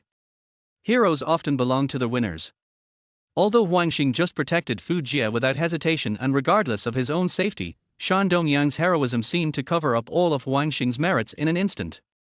Everyone surrounded Shan Dongyang, like worshipping a god. In this situation, Huang Xing could only smile bitterly in his heart. Looking at Shan Dongyang, who was full of pride among the stars, Huang Xing suddenly felt his own insignificance. Competing with him for the office director, he had already lost a round invisibly. Chapter 024 You Are Always the One Who Gets Beaten Part 2. After chatting with Shan Dongyang for a while, Fu Jie finally caught a glimpse of Huang Xing, who was covered in bruises in the corner. Feeling apologetic, she walked over and asked Huang Xing about his injuries. Huang Xing said, it was just a superficial injury. Despite saying so, Huang Xing felt heartbroken. Fu Jie's face showed an anxious look, and she said, no, you have to go to the hospital for a checkup. I'll drive you there. Huang Xing was almost moved by Fu Jie's concern, but at this time, Fu Zhenxin and Xiang Donyang also walked over. Fu Zhenxin hugged her arms and glanced at Huang Xing, with a slight hissing sound from the corner of her mouth, not knowing whether it was out of sympathy or ridicule. Fu Zhenxin said, Mr. Fu, how can you personally handle such a small matter? Just leave it to me and Shan Dong. Director Shan. Shan Donyang also echoed, right. You have to sit in the company, and he will leave it to me. Fu Jie looked at Fu Zhenxin and Shan Donyang in a tangled way, biting her lips and emphasizing, no, he was trying to protect me. At this time, the 110 police rushed over. After briefly understanding the situation, Fu Jie, as the first party, was taken to the police station to understand the situation. Sun Hanan and other four troublemakers were escorted out by 2 police officers, looking very embarrassed. Fu Zhenxin chased to their door and kicked Sun Hanan on the buttocks, but unexpectedly, not only did she miss, but she sprained her foot. Shan Donyang knew how to be sympathetic and asked Fu Zhenxin to take off her shoes and socks to help her correct it. Fu Zhenxin felt embarrassed and refused Shan Dongyang's kindness, and adjusted it on her toes. Before Fu Jie left, she asked Fu Zhenxin and Shan Dongyang to take good care of Huang Xing, because he saved her. Shan Dongyang and Fu Zhenxin responded verbally, but they really drove Huang Xing to a small clinic not far from the company to diagnose the injury. After the doctor's examination, Huang Xing was indeed only injured in some skin injuries. He prescribed some trauma medicine for Huang Xing to apply, and then he put him on a drip to consolidate the injury. While the doctor was helping Huang Xing hang up the drip, Dan Dongyang on the side began to dissuade Fu Zhenxin from taking off her shoes and socks to correct the sprain. Fu Zhenxin blushed and said no, but Dan Dongyang frightened Fu Zhenxin, saying that sprains are not trivial. Once they get worse, they may injure bones and even cause bone growth dislocation. Fu Zhenxin was struggling on the spot, while Dan Dongyang rolled up his sleeves and boasted that he often encountered such situations when he was in the army and had rich experience in dealing with foot sprains. Fu Zhenxin really believed him and took off her shoes and socks half-heartedly. Dan Dongyang squatted down and leaned very close, and the tip of his nose even touched Fu Zhenxin's toes. Fu Zhenxin instinctively retracted her feet, but Dan Dongyang generously picked up her little feet and kneaded them. Huang Xing, who was hiding on the bed and receiving an infusion, was in a different state of mind. Thinking back to not long ago, he was beaten in Haiwa shopping center and was sent to the clinic by Fu Zhenxin for infusion. This time, Fu Zhenxin sent him here again, but it was 2 completely different scenes. Looking at Shan Dongyang, who was willing to go through fire and water to massage Fu Zhenxin's feet, Huang Xing thought that people who had served in the army were different and were very good at building relationships with the leaders above. Fu Zhenxin must be very grateful for Shan Dongyang's move. With her support, Shan Dongyang's position in Xinyuan Company will be further consolidated. To be precise, Fu Zhenxin's feet are white and shiny, as delicate as jade. The plump and delicate calves, coupled with this 3-inch golden lotus, satisfy the foot fetish of most men. Shan Dongyang is like a dedicated male foot massage technician, enjoying and concentrating on massaging Fu Zhenxin's feet. Fu Zhenxin blushed from time to time, and looked shy, as if she was in bud.